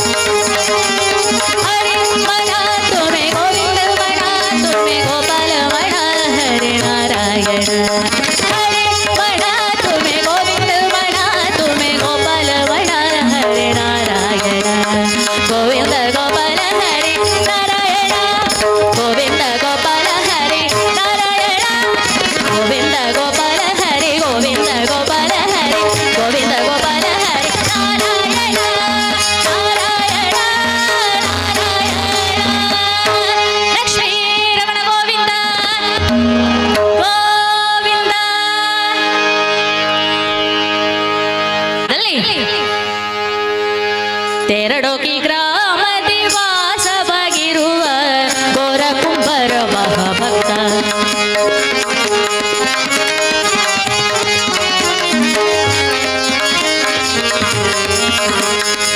ತೆರಡೋಕಿ ಗ್ರಾಮದಿ ವಾಸವಾಗಿರುವ ಘೋರ ಕುಂಬಾರ ಮಹಾಭಕ್ತ. ಭಕ್ತ ಮಹಾಘೋರ ಕುಂಬಾರ ಮಹಾಭಕ್ತ.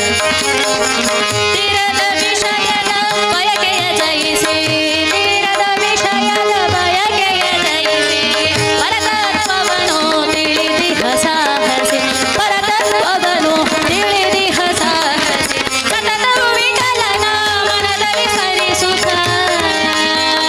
ವಿಠಲ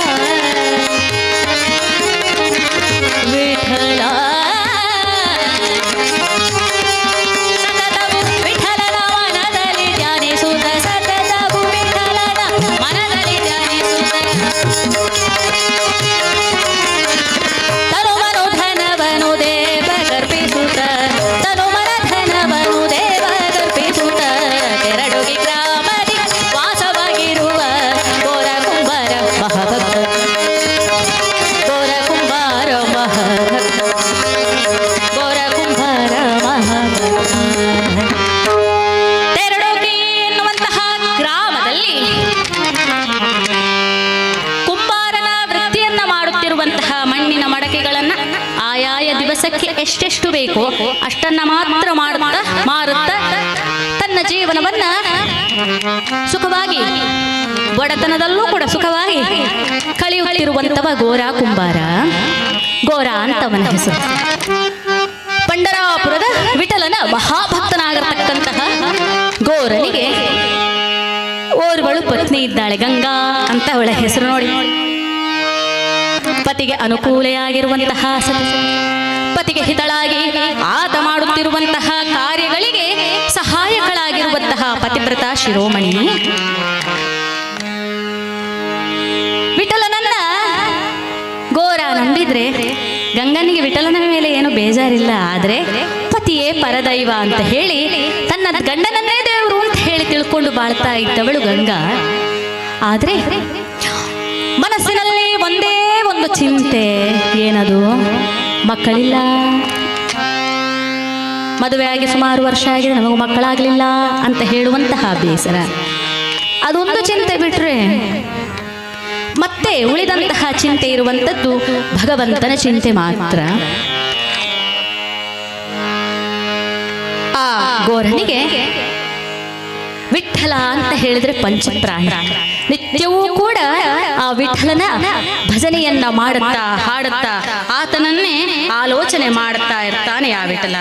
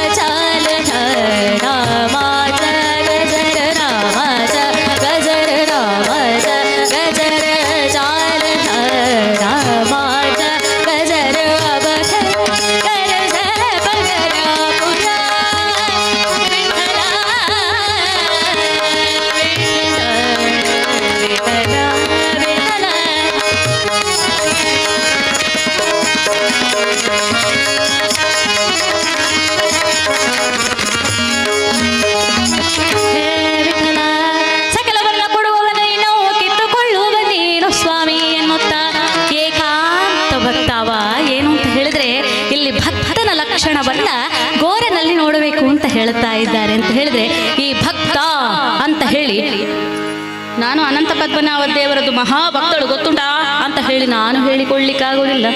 ಆ ಭಗವಂತನೇ ಬಂದು ನೀನು ನನ್ನ ಭಕ್ತ ಅಂತ ಒಪ್ಪಿಕೊಳ್ಳಬೇಕಂತೆ. ಆ ಭಕ್ತ ಅಂತವ ನನ್ನನ್ನ ಒಪ್ಪಿಕೊಳ್ಳಬೇಕಾದ್ರೆ ನಾರದ ಭಕ್ತಿ ಸೂತ್ರವನ್ನು ಹೋಗಿ ಓದಬೇಕು. ಅದರಲ್ಲಿ ಭಕ್ತನ ಲಕ್ಷಣಗಳು ಹೇಗಿವೆ ಅಂತ ತೋರಿಸಿಕೊಟ್ಟಿದ್ದಾರೆ. ಭಕ್ತ ಏಕಾಂತಿನೋ ಮುಖ್ಯ ಅಂತ ಹೇಳ್ತಾರೆ. ಅಂತ ಹೇಳಿದ್ರೆ ಸಂಸಾರದಲ್ಲಿ ಇದ್ದುಕೊಂಡ್ರೂ ಕೂಡ ಮನಸ್ಸಿನಲ್ಲಿ ಇರತಕ್ಕಂತಹ ಹೃದಯ ಸಿಂಹಾಸನದಲ್ಲಿ ಭಗವಂತ ಒಬ್ಬನೇ ಇರಬೇಕು, ಅವನಿಗೆ ಮಾತ್ರ ಅಲ್ಲಿ ಜಾಗ. ಎಲ್ಲರೂ ನನ್ನ ಜೊತೆಯಲ್ಲಿದ್ದಾರೆ, ಆದರೆ ನನ್ನ ಮನಸ್ಸಿನಲ್ಲಿರುವಂತಹ ಹೃದಯ ಸಿಂಹಾಸನದಲ್ಲಿ ಅವ ಮಾತ್ರ ಪ್ರತಿಷ್ಠೆಯಾಗಿರಬೇಕು ಅಂತ ಹೇಳುವಂತವ. ಮಾತ್ರವೋ ಎಲ್ಲವನ್ನೂ ಅವನೇ ಕೊಡುವಂಥದ್ದು, ಪ್ರತಿಯೊಂದನ್ನು ಅವನೇ ಕಿತ್ತುಕೊಳ್ಳುತ್ತಾನೆ. ಅವ ಕೊಟ್ಟರೂ ನನಗೆ ಸಂತೋಷ, ಕಿತ್ತುಕೊಂಡ್ರೂ ನನಗೆ ಸಂತೋಷ ಅಂತ ಹೇಳಬೇಕು. ಮಾತ್ರವೋ ಸ್ವಜನರ ಪದರ ಜಾತಿ ಮಚನವ ಮಾಡುತ್ತಲಿ ಹೆಜ್ಜೆ ಹೆಜ್ಜೆಗೂ ಹರಿಯ ನಾಮಸುಧೆಯೆಂಬ. ಈ ರೀತಿಯಾಗಿ ಸಜ್ಜನರ ಸಂಗವದು ಹೆಚ್ಚೇನು ಸವಿರಂತೆ ಅಂತ ಹೇಳುತ್ತಾ ನಿತ್ಯ ನಿರಂತರವಾಗಿ ಸಜ್ಜನರ ಸಂಘದಲ್ಲಿಯೇ ಇರಿಸೋ ನನ್ನನ್ನ, ಸಾಧು ಸಂಘದೊಳಿರಿಸೋ ನನ್ನನ್ನ ಎಂಬುದಾಗಿ ಎಲ್ಲೆಲ್ಲಿ ಭಗವಂತನ ಭಕ್ತರಿದ್ದಾರೋ ಅಲ್ಲೆಲ್ಲ ಕೂಡಿಕೊಂಡು ಭಜನೆಯನ್ನ ಮಾಡುತ್ತಾ ಈ ರೀತಿ ಯಾವ ಯಾವ ಭಕ್ತನ ಲಕ್ಷಣಗಳನ್ನ ಹೇಳಿದ್ದಾರೋ ಅದೆಲ್ಲವನ್ನ ಮೈಗೂಡಿಸಿಕೊಂಡಿರತಕ್ಕಂತಹ ಘೋರ ಕುಂಬಾರ ಇವತ್ತು ಒಬ್ಬ ಮುಖ್ಯ ಭಕ್ತ ಅಂತ ಹೇಳಿ ಗುರುತಿಸಲ್ಪಟ್ಟವ ಹೆಂಡತಿಯಾದಂತಹ ಗಂಗೆ ಇದ್ದಾಳೆ. ಇದೀಗ ವಿಠ್ಠಲನನ್ನ ಪ್ರಾರ್ಥಿಸಿ ಒಂದು ಗಂಡು ಮಗುವನ್ನು ಕೂಡ ಪಡೆದುಕೊಂಡು ಬಿಟ್ಟಿದ್ದಾರೆ.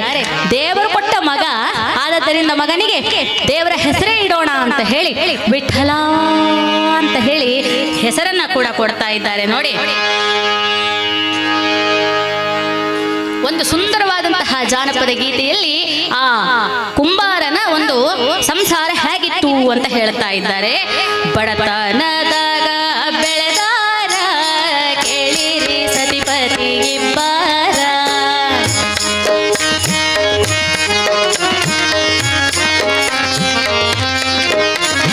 ಬಡತನದಾಗ ಬೆಳೆದಾರ ಕೇಳಿರಿ ಸತಿಪತಿ ಇಬ್ಬಾರ.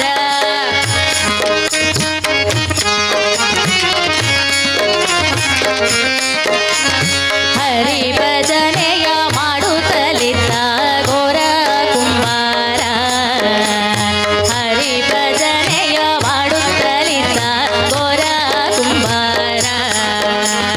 ಪಾಂಡುರಂಗನ ದಯದಿಂದ ಗಂಡು ಕೂಸಿನ ಪಡೆದಾರ, ಪಾಂಡುರಂಗನ ದಯದಿಂದ ಗಂಡು ಕೂಸಿನ ಪಡೆದಾರ. ಮನೆಯ ಅಂಗಳದಾಗ ಕೂಸುವಾಡುತ್ತಿತ್ತು ಬಲು ಜೋರ ಘೋರ ಕುಂಬಾರ, ಅವ ಘೋರ ಕುಂಬಾರ.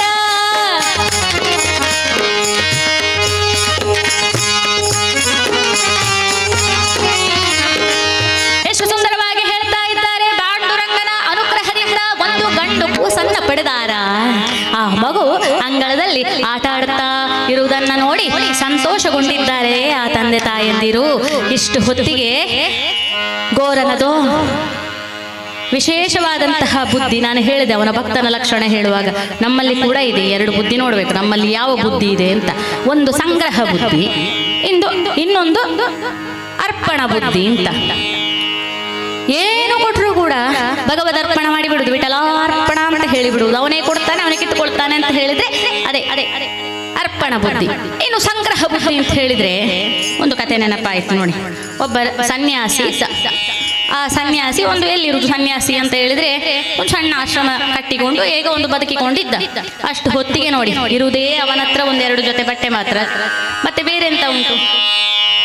ಆದ್ರೆ ಒಂದು ದಿವಸ ಇಲಿ ಬಂದು ಆ ಬಟ್ಟೆಯನ್ನು ಕೂಡ ಹರಿದು ಹಾಕಿತಂತೆ. ಭಾರಿ ಬೇಸರ ಆಯ್ತು. ಇರುವುದೇ ನನ್ನ ಹತ್ರ ಎರಡು ಜೊತೆ ಬಟ್ಟೆ, ಹೇಗೋ ಜೀವನ ಮಾಡ್ತಾ ಇದ್ದೇನೆ, ಈ ಇಲಿ ಬಂದು ನನ್ನ ಬಟ್ಟೆಯನ್ನು ಹರಿದು ಹಾಕಿತ್ತಲ್ಲ, ಈ ಇಲಿಗೆ ಎಂತ ಮಾಡುದು, ಎಷ್ಟು ಹುಡುಕಿದ್ರು ಕೂಡ ಇಲಿ ಸಿಗ್ಲಿಲ್ಲ ಅಂತ ಹೇಳಿ ಒಂದು ಬೆಕ್ಕನ್ನು ತಕೊಂಡು ಬರ್ತಾನೆ. ಎಂತಕ್ಕೆ ಬೆಕ್ಕು ತಗೊಂಡು ಬಂದದ್ದು? ಇಲಿ ಹಿಡಿಲಿಕ್ಕೆ. ಬೆಕ್ಕು ತಕೊಂಡು ಬಂದ ಕೂಡಲೇ ಅವನ ಚಿಂತೆ ದೂರ ಆಯ್ತಾ? ಬೆಕ್ಕಿಗೆ ಹೊಟ್ಟೆಗೆ ಹಾಕಬೇಕಲ್ಲಪ್ಪ, ಅದಕ್ಕೆ ಹಾಲು ಕೊಡಬೇಕು. ಹಾಲಿಗೆ ಎಂತ ಮಾಡುದು? ದನ ತಕೊಂಡು ಬಂದ. ಹಾಲು ಬೇಕದಕ್ಕೆ ಅಂತ ಹೇಳಿ ದನ ತಕೊಂಡು ಬಂದಾಗ ನೋಡ್ಕೊಳ್ಳಿಕ್ಕೆ ಇವನ್ ಸನ್ಯಾಸಿ ಅಲ್ವಾ, ಒಂದು ಹೆಂಗಸನ್ನು ಕರ್ಕೊಂಡು ಬಂದ. ದನ ನೋಡಿಕೋ, ಅದಕ್ಕೆ ಹುಲ್ಲು ಹಾಕು ಅಂತೆಲ್ಲ ಹೇಳಿ ಮತ್ತೆ ಸ್ವಲ್ಪ ಸಮಯದಲ್ಲಿ ಸನ್ಯಾಸಿ ಹೋಗಿ ಸಂಸಾರಿ ಆದ. ಇದು ಸಂಗ್ರಹ ಬುದ್ಧಿ ಅಂತ ಹೇಳುವಂಥದ್ದು. ಆದ್ರೆ ನಾವೆಲ್ಲ ಹೇಗೆ ಓದಬೇಕು, ಇದು ಬೇಕು, ಒತ್ತಬೇಕು, ಇನ್ನು ಬೇಕು, ಬೇಡ ಹೇಳಿದ್ರು ಸಾವು ಮತ್ತೆ ನೋವು ಉಂಟಾಗ್ಲೇ ಹೇಳಿದ್ದೇನೆ ನಾನು. ಹಾಗೆ ಎಲ್ಲವನ್ನ ಬೇಕು ಬೇಕು ಬೇಕು ಅಂತ ಹೇಳುವಂಥದ್ದು ಸಂಗ್ರಹ ಬುದ್ಧಿ. ಆದ್ರೆ ನಮ್ಮ ಗೋರ ಕುಂಬಾರನದ್ದು ಅರ್ಪಣ ಬುದ್ಧಿ. ಎಲ್ಲವನ್ನ ವಿಠಲ ಅರ್ಪಣ ಮಾಡುತ್ತಾ ಇದ್ದಾನೆ. ಭಗವಂತ ಮಗುವನ್ನು ಕೊಟ್ಟೆಯಾ ನಿನಗೆ ಅರ್ಪಣ. ಹೇ ಭಗವಂತ, ಇವತ್ತಿಷ್ಟೊಂದು ಮಡಿಕೆ ಮಾಡಿದ್ದೇನೆ, ಇದನ್ನ ಮಾರಿದ್ದೇನೆ, ಎಲ್ಲವೂ ನಿನಗೆ ಅರ್ಪಣ. ನೀನೇನು ಮಾಡಿಸ್ತೀಯೋ ನಾನು ಮಾಡ್ತಾ ಇದ್ದೇನೆ ಸ್ವಾಮಿ. ಏನಿದ್ರು ಕೂಡ ನಿನ್ನ ಚಿಂತೆ ಮಾತ್ರ, ನನಗೆ ಅನ್ನ ಚಿಂತೆ ಯಾಕೆ ಅಂತ ಅವನ ತಲೆಯಲ್ಲಿ ಈ ರೀತಿ ಬದುಕುತ್ತಾ ಇದ್ದಾನೆ ನೋಡಿ. ಹಾಗಿರುವಾಗ ಅದೊಂದು ದಿನ ಯಾರೋ ಬರ್ತಾ ಇದ್ದಾರೆ, ಯಾರೋ ಬರ್ತಾ ಇದ್ದಾರೆ, ಯಾರದು ಅಂತ ನೋಡ್ತಾ ಇದ್ದಾನಂತೆ. ನೋಡುವಾಗ ಯಾರದು? ಜ್ಞಾನದೇವ, ನಾಮದೇವ ಇವರೆಲ್ಲರೂ ಕೂಡ ಬರ್ತಾ ಇದ್ದಾರಂತೆ ನೋಡಿ. ವಿಚಾರವನ್ನ ಹೇಳಬೇಕು. ವಾರಕರಿ ಅಂತ ಹೇಳ್ತಾರೆ, ಅವರಿಗೆ ಅಭ್ಯಾಸ ಉಂಟಲ್ಲ, ಅದನ್ನ ಮಾಡಿ ನಾನು ಅವರ ಸ್ಟೇಟಸ್ ಅನ್ನ ನೋಡಿದ್ದೆ. ಯಾಕೆ ಅಂತ ಹೇಳಿದ್ರೆ ಅವರಲ್ಲಿ ವೆಂಕಟರಮಣ ದೇವಸ್ಥಾನದಿಂದ ವಾರಕರಿ ಹೋಗ್ತಾರೆ. ಅದರಿಂದ ಬಹಳ ಸುಂದರವಾದಂತಹ ಒಂದು ಸಂಪ್ರದಾಯ. ಯಾತ್ರೆ ಅಂತ ಹೇಳುವುದಕ್ಕೆ ವಾರಿ ಅಂತ ಹೇಳ್ತಾರೆ. ಯಾರು ಆ ಯಾತ್ರೆಯನ್ನ ಕೈಗೊಳ್ತಾರೋ ಪಂಡರಾಪುರಕ್ಕೆ ಅವರನ್ನ ವಾರಕರಿ ಅಂತ ಕರೀತಾರೆ ಅಂತ ಹೇಳಿ ಅರ್ಥ. ಆದ್ದರಿಂದ ಒಟ್ಟು 2 ಸಲ ವರ್ಷದಲ್ಲಿ ಯಾತ್ರೆ ಮಾಡ್ತಾರೆ ವಿಠಲನ ಭಕ್ತರೆಲ್ಲರೂ ಸೇರಿ. ಆಷಾಢ ಏಕಾದಶಿ ಮತ್ತೆ ಕಾರ್ತಿಕ ಏಕಾದಶಿ ದಿವಸ ಹೋಗ್ತಾರೆ ಅವರು ಪಂಡರಾಪುರಕ್ಕೆ. ಸುಮ್ಮನೆ ಹೋಗ್ತಾರೋ? ಜಯ ಜಯ ವಿಠಲ್ ವಿಠಲ್ ವಿಠಲ್, ಜಯ ಜಯ ವಿಠಲ್ ವಿಠಲ್ ವಿಠಲ್, ಜಯ ಜಯ ವಿಠಲ್ ವಿಠಲ್ ವಿಠಲ್, ಜಯ ಜಯ ವಿಠಲ್ ವಿಠಲ್ ವಿಠಲ್.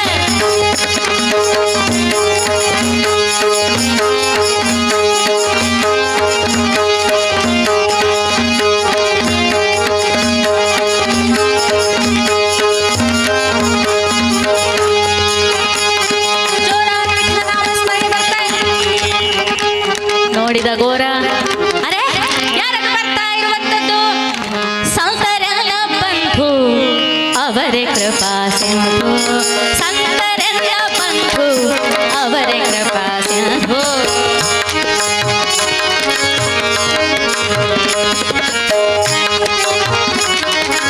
ಅವರೇ ಕೃಪಾ ಸಿಂಧು, ಸಂಸಾರದ ಭ್ರಾಂತಿಯ ತಿಳಿಸಿ ಹೇಳುವರೆಂದು, ಸಂಸಾರದ ಭ್ರಾಂತಿಯ ತಿಳಿಸಿ ಹೇಳುವರೆಂದು. ಆಹಾ, ಸಂತರೆಲ್ಲ ಬಂಧು ಯಾರು ಬರ್ತಾ ಇದ್ದಾರೆ? ನಾಮದೇವ, ಜ್ಞಾನದೇವ, ತುಕಾರಾಮ ಇವರೆಲ್ಲ ಬರ್ತಾ ಇದ್ದಾರಲ್ಲ.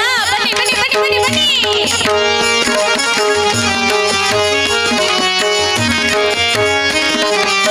ಉತ್ತಮರ ಸಂಗ ದುರಭಿಮಾನ ಭಂಗ, ಉತ್ತಮರ ಸಂಗ ದುರಭಿಮಾನ ಭಂಗ.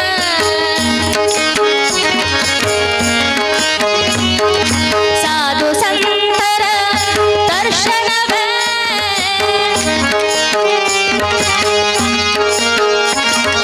ಸಾಧು ಸಂತರ ದರ್ಶನವೇ ಸತ್ಸಂಗ, ದರ್ಶನವೇ ಸತ್ಸಂಗ. ಸಂತರೆಲ್ಲ ಬಂಧು, ಬನ್ನಿ ಬನ್ನಿ ಬನ್ನಿ ಬನ್ನಿ ಬನ್ನಿ ಬನ್ನಿ.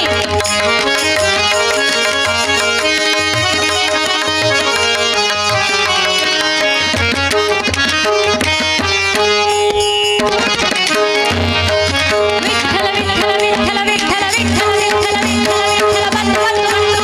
ಸಂತರಗಳ ಬರ್ತಾ ಇದ್ದ ಒಳಗಡೆ ವಿಠಲ ವಿಠಲ ವಿಠಲ ವಿಠಲ ವಿಠಲ ಎಲ್ಲರನ್ನ ಕರೆದುಕೊಂಡು ಬಂದು. ಆಹಾ ಹಾ ಹಾ, ಈ ದಿನ ನನ್ನ ಜನ್ಮ ಪಾವನವಾಯಿತು. ಇದೆಂತಹ ಸಂತೋಷ. ನೀವೆಲ್ಲರೂ ಕೂಡ ವಾರಕರಿ ಸಂಪ್ರದಾಯವನ್ನ ಹುಟ್ಟು ಹಾಕಿರುವಂತಹ, ಅದನ್ನ ಬೆಳೆಸುತ್ತಾ ಇರುವಂತಹ ಜೀವಿಗಳಿದ್ದು ನನ್ನ ಮನೆಗೆ ಬಂದಿರಾ? ಬನ್ನಿ ಬನ್ನಿ ಬನ್ನಿ ಬನ್ನಿ ಅಂತ ಹೇಳಿ ತನ್ನ ಇತ್ತ ಆ ಚಿಕ್ಕ ಮನೆಯಲ್ಲಿ ಅವರನ್ನೆಲ್ಲರನ್ನ ಕುಳ್ಳಿರಿಸಿದಾಗ, ಗೋರ ನಾವೆಲ್ಲರೂ ಸೇರಿ ಮೊದಲಿಗೊಮ್ಮೆ ಹರಿಭಜನೆಯನ್ನ ಮಾಡೋಣ, ಮತ್ತೆ ಮಾತಾಡೋಣ ಅಂತ ಹೇಳಿ ಕೃಷ್ಣ ಕೃಷ್ಣ ಮನಮೋಹನ ಚಿತ್ತ ಚೋರ ರಾಜೀವನ, ಕೃಷ್ಣ ಕೃಷ್ಣ ಮನಮೋಹನ ಚಿತ್ತ ಚೋರ ರಾಜೀವನ.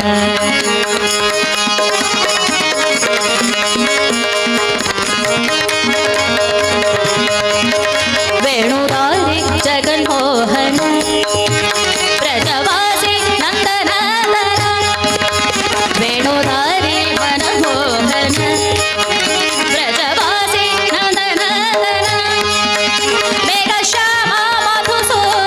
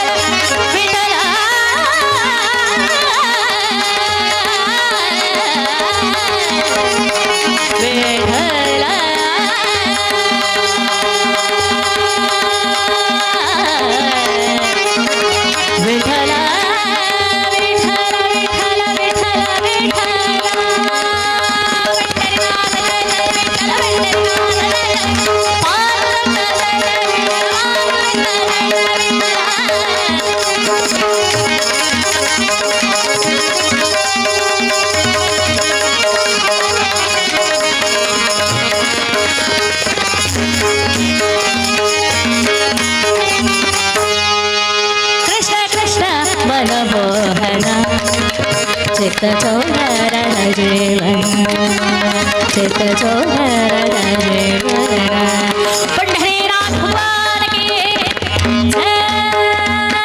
ಅಂತ ಹೇಳುವಾಗ ಗೋರ ಕುಂಬಾರ ತನ್ಮಯತೆಯಿಂದ ಭಜನೆಯಲ್ಲಿ ಪಾಲ್ಗೊಂಡು ಮನಸ್ಸಿಗೆಷ್ಟು ಆನಂದ ಆಯಿತಲ್ವ. ಭಗವಂತನ ನಾಮಸ್ಮರಣೆ ಕೇಳುವಾಗ ಮನಸ್ಸಿಗೆಷ್ಟು ಆನಂದ ಆಗ್ತದೆ.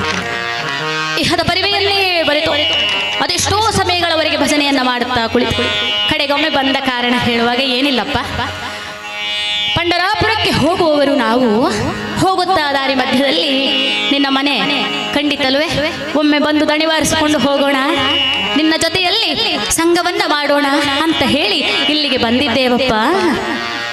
ಸರಿ ಸರಿ ಸರಿ, ಅದೇನು ಗೋರ ಅಂತ ಕೇಳ್ತಾ ಇದ್ದಾರೆ ಜ್ಞಾನದೇವರು. ಯಾವುದು ಅದೇನು ಗೋರ ಅಂತ ಕೇಳ್ತಾ ಇದ್ದಾರೆ. ಅದು ಕೋಲು. ಏನು ಕೋಲು ಅಂತ ಕೇಳ್ತಾ ಇದ್ದಾರೆ ನೋಡಿ ಜ್ಞಾನದೇವರು. ಅದು ಈ ಮಡಕೆಯನ್ನೆಲ್ಲ ಒಡೆದು ನೋಡುದು. ಯಾಕೆ ಅಂತ ಹೇಳಿದ್ರೆ, ಹೊಡೆದಾಗ ಅದು ಹಸಿಯೋ ಮಡಕೆ ಒಣಗಿದೆಯೋ ಅಂತ ಹೇಳಿ ಗೊತ್ತಾಗ್ತದೆ. ತಕೊಂಡು ಬಾ ಕೋಲು, ಇಲ್ಲಿ ನೋಡು, ಇಷ್ಟೊಂದು ಜೀವಂತ ಮಡಕೆಗಳೆಲ್ಲ ಕೂತಿದ್ದಾರೆ, ಎಲ್ಲರ ಮಂಡೆಗೆ ಒಂದೊಂದು ಪೆಟ್ಟು ಕೊಟ್ಟುಕೊಂಡು ಬಾನಿ, ಯಾರ ಮಂಡೆ ಒಣಗಿದೆ ಯಾರ ಮಂಡೆ ಹಸಿ ಉಂಟು ಅಂತ ಹೇಳಬೇಕು ಅಂತ ಹೇಳುವಾಗ, ಸ್ವಾಮಿ ತಮಾಷೆ ಮಾಡ್ತಾ ಇದ್ದೀರಾ? ಏನ್ ಹೇಳ್ತಾ ಇದ್ದೀರಿ ನೀವು? ನನ್ನಲ್ಲಿ ಇಲ್ಲಿ ಕುಳಿತಿರುವಂತಹ ಎಲ್ಲರ ಪರೀಕ್ಷೆ ಮಾಡಬೇಕು ಅಂತ ಹೇಳಿದ್ರೆ ಅದು ಸರಿ ಆಗ್ಲಿಕ್ಕಿಲ್ಲ. ಯಾಕೆ ಅಂತ ಹೇಳಿದ್ರೆ, ಜ್ಞಾನಿಯು ನಾನಲ್ಲ. ನಿಮಗೆಲ್ಲಿಯಾದ್ರೂ ತಪ್ಪಿತೇನೋ? ನಾನು ಪರೀಕ್ಷೆ ಮಾಡಬಾರ್ದು. ಯಾಕೆ ಅಂತ ಹೇಳಿದ್ರೆ, ನೀವೆಲ್ಲ ತಿಳಿದವರು. ಜ್ಞಾನಿಯು ನಾನಲ್ಲ,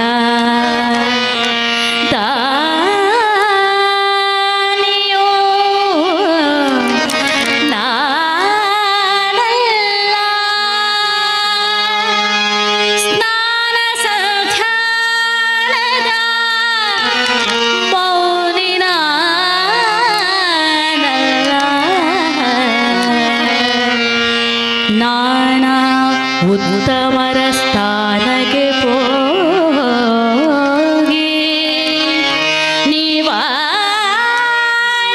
ಕಥೆಯ ಅರಿತವ ನಾನಲ್ಲ.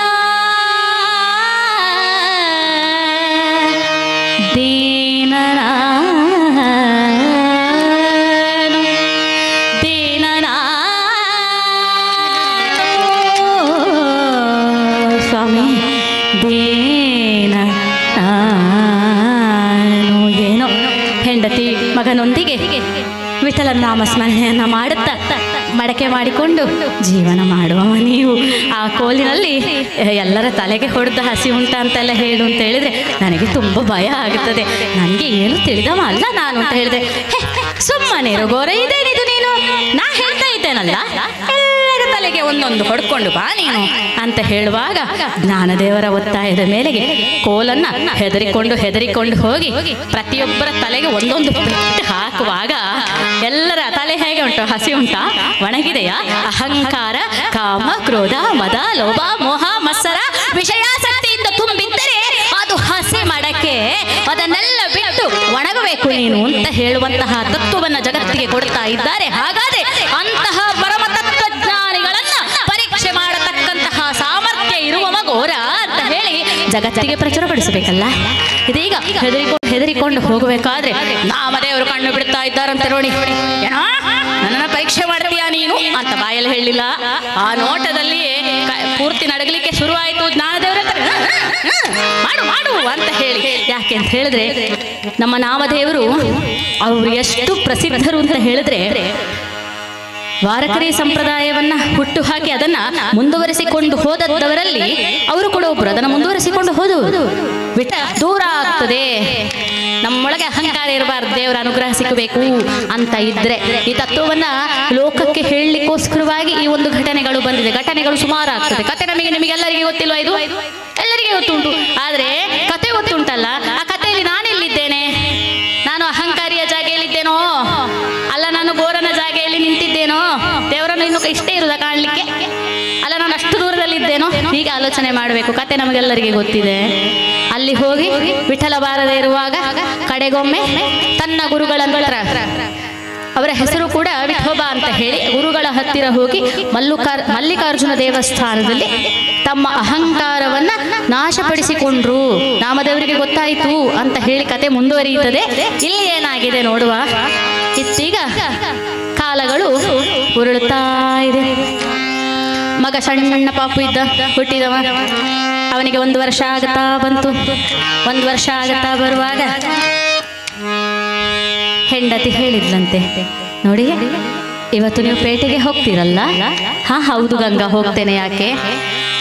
ನಿಮಗೇನು ಬೇಸರ ಇಲ್ಲ ಅಂದ್ರೆ ಒಂದು ಸ್ವಲ್ಪ ಹೆಚ್ಚು ಮಡಕೆಯನ್ನ ಮಾಡಿ ಒಂದು ಮಗುವಿಗೆ ಮೇಲಂಗಿಯನ್ನು ನೀವು ತಕೊಂಡು ಬರ್ತೀರಾ?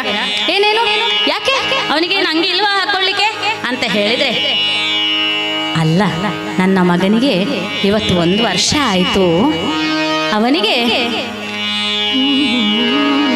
ಆರತಿ ಮಾಡಬೇಕು ವಿಠಲನಿಗೆ, ಆರತಿ ಮಾಡಬೇಕು ವಿಠಲನಿಗೆ, ಪಾಂಡುರಂಗ ನೀಡಿಹ ಮುದ್ದು ಕಂದಮ್ಮಗೆ, ಪಾಂಡುರಂಗ ನೀಡಿಹ ಮುದ್ದು ಕಂದಮ್ಮಗೆ, ಆರತಿ ಮಾಡಬೇಕು ವಿಠಲನಿಗೆ. ಸ್ವಾಮಿ, ಇವತ್ತು ನಮ್ಮ ವಿಠಲ ಹುಟ್ಟಿ 1 ವರ್ಷ ಆಯ್ತು ನೋಡಿ. ಇವತ್ತವನ ಜನ್ಮದಿನ. ಅವನನ್ನ ಸ್ನಾನ ಮಾಡಿಸಿ ಹೊಸ ಬಟ್ಟೆಯನ್ನು ಉಡಿಸಿ ಆರತಿ ಮಾಡ್ಬೇಕಪ್ಪ. ಅವನ ಅಭ್ಯುದಯವನ್ನ ಕೋರಬೇಕು. ಕೊಡದೆ ಕೊಡದೆ ಭಗವಂತ ಕೊಟ್ಟಿರುವಂತಹ ವರಪ್ರಸಾದ ಅಲ್ವೇ?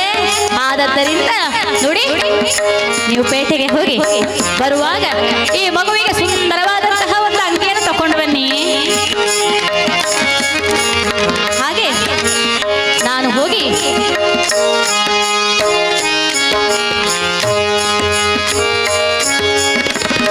ಮಾತೆಯರನು ಕರೆ ತರಲು ಕೋಪೆನೆ, ಮಾತೆಯರನು ಕರೆ ತರಲು ಕೋಪೆನೆ, ಸುಖ ನಿಧಿರೆಯ ಮಾಳ್ಪನ ನೋಡಿ ನೋಡಿಕೊಳ್ಳಿರೆ, ಸುಖ ನಿಧಿರೆಯ ಮಾಳ್ಪನ ನೋಡಿ ನೋಡಿಕೊಳ್ಳ, ಆರತಿ ಮಾಡಬೇಕು ವಿಠಲನಿಗೆ, ಆರತಿ ಮಾಡಬೇಕು.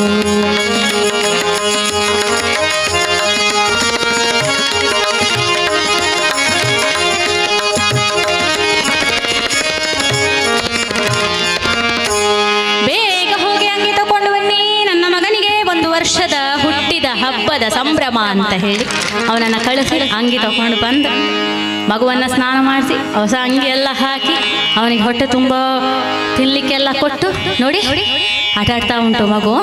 ಆರತಿ ಮಾಡಬೇಕು ನಾನೀಗ. ಈಗ ಹೋಗಿ ಸುತ್ತಮುತ್ತಲಿರುವ ಒಂದು 4-5 ಹೆಂಗಸರನ್ನ ಕರ್ಕೊಂಡು ಬರ್ತೇನೆ. ಮುತ್ತೈದೆಯರೆಲ್ಲ ಸೇರಿ ಮಗುವಿಗೆ ಆರತಿ ಮಾಡ್ತೇವೆ. ಅವನಿದ್ರೆ ಮಾಡಿದ್ರೆ ಮಲಗಿಸಿ ಬಿಡಿ. ನೋಡಿ ನೋಡಿ, ನಾನು ನಿಮಗೆ ಸರಿ ಹೇಳ್ತಾ ಇದ್ದೇನೆ. ವಿಠಲನ ನಾಮಸ್ಮರಣೆ ಮಾಡ್ತಾ ಮಾಡ್ತಾ ಮಗುವನ್ನು ಮರೆತು ಬಿಡಬೇಡಿ. ಅವನ ಹತ್ರ ನಿಮಗೆ ಗೊತ್ತಾಗ್ತದಲ್ವಾ? ನೀವು ವಿಠಲನ ನಾಮಸ್ಮರಣೆ ಮಾಡೋದು ತಪ್ಪು ಅಂತ ನಾನು ಹೇಳಲಿಲ್ಲ, ಆದರೆ ನಾಮಸ್ಮರಣೆಗೆ ಇಳಿದು ಬಿಟ್ರೆ ನಿಮಗೆಲ್ಲ ಮರೆತು ಹೋಗ್ತದೆ. ನಮ್ಮ ಮಗುವಲ್ವೇ, ಆ ಕಡೆ ಈ ಕಡೆ ಹೋಗಿಬಿಟ್ರೆ ನೋಡಿ ನೋಡಿ ನೋಡಿ ಮೇಲೆ ತಿಟ್ಟೆಯಲ್ಲಿ ಮಲಗಿಸ್ತಾ ಇದ್ದೇನೆ ನಾನು. ಅವ ನಿದ್ದೆ ಮಾಡಿದ ಹಾಗೆ ನಾನು ಹೋಗಿ ಬಿಡ್ತೇನೆ, ನೋಡ್ಕೊಳ್ಳಿ ಆಯ್ತಾ ಅಂತ ಹೇಳಿ, ಆಯ್ತು ಗಂಗಾ ನೀನು ಹೋಗು ಅಂತ ಹೇಳಿ ತಾನು ಹತ್ತಿರ ಕುಳಿತುಕೊಂಡು ಮಗುವಿನ ಬೆನ್ನನ್ನು ತಟ್ಟುತ್ತಾ ಇದ್ದಾನೆ. ಕೈ ಯಾವಾಗ ಮಗುವಿನ ಬೆನ್ನ ಮೇಲೆ ತಟ್ಟಲಿಕ್ಕೆ ಶುರು ಮಾಡಿತೋ, ವಿಠಲ ವಿಠಲ ನಾಮದ ಜರೆ ಧ್ವಮಧ್ವಮಲಿ ಪಾಠರೆ, ವಿಠಲ ವಿಠಲ ನಾಮದ ಜರೆ ಧ್ವಮಧ್ವಮಲಿ ಪಾಠರೆ, ವಿಠಲ ವಿಠಲ ನಾಮದ ಜರೆ ಧ್ವಮಧ್ವಮಲಿ ಪಾಠರೆ.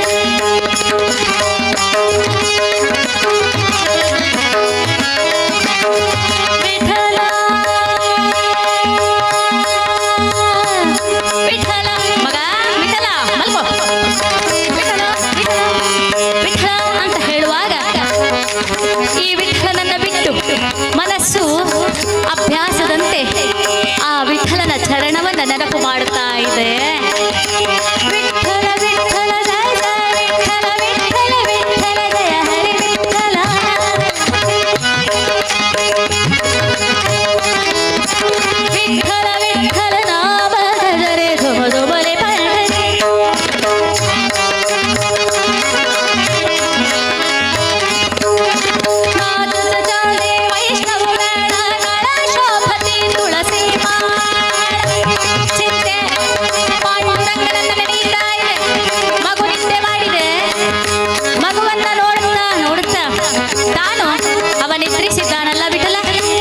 ಮಲ್ಕೋ ಮಲ್ಕೋ ಪುಟ್ಟ ಅಂತ ಹೇಳಿ ಮಣ್ಣನ್ನ ಹದ ಮಾಡುವಂತ ನನ್ನ ಮನಸ್ಸು ಹೋಗಿದೆ.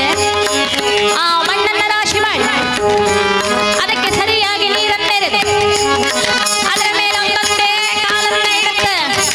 ನಾಚದ ಚಾದೆ ವೈಷ್ಣವ ಮೇಳ ಗಣೇಶೋಪತಿ ತುಳಸಿ ಮಾಳ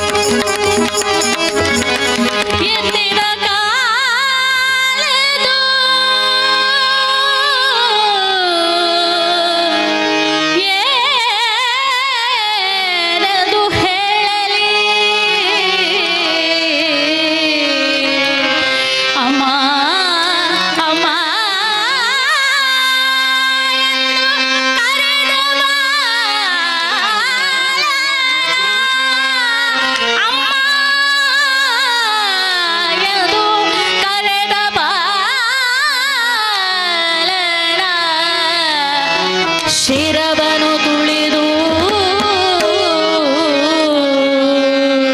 ವಿಠಲ ವಿಠಲ ವಿಠಲ ವಿಠಲ ವಿಠಲ ವಿಠಲ ವಿಠಲ ವಿಠಲ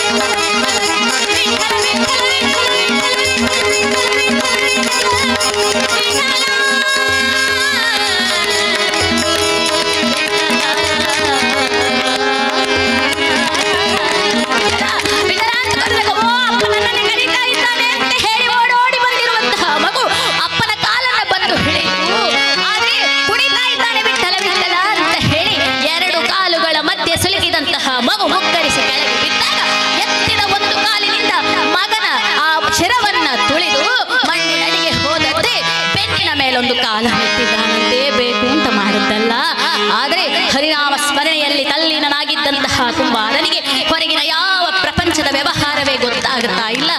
ಸಮಯದಲ್ಲಿ ಆ ಮಗು ಮಣ್ಣಲ್ಲಿ ಮಣ್ಣಾಗಿ ಹೋಯಿತಲ್ಲ, ಹೊಸ ಅಂಗಿ ಧರಿಸಿಕೊಂಡಿದೆ, ಅದು ಕೂಡ ಮಣ್ಣಿನಲ್ಲಿ ಸೇರಿ ಹೋಗಿದೆ.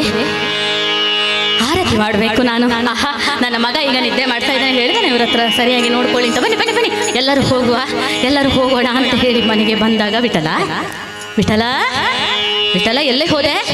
ವಿಠಲ ಮನೆಯ ಒಳಗೆಲ್ಲ ಹೋಗಿ ಬಂದ್ಲು.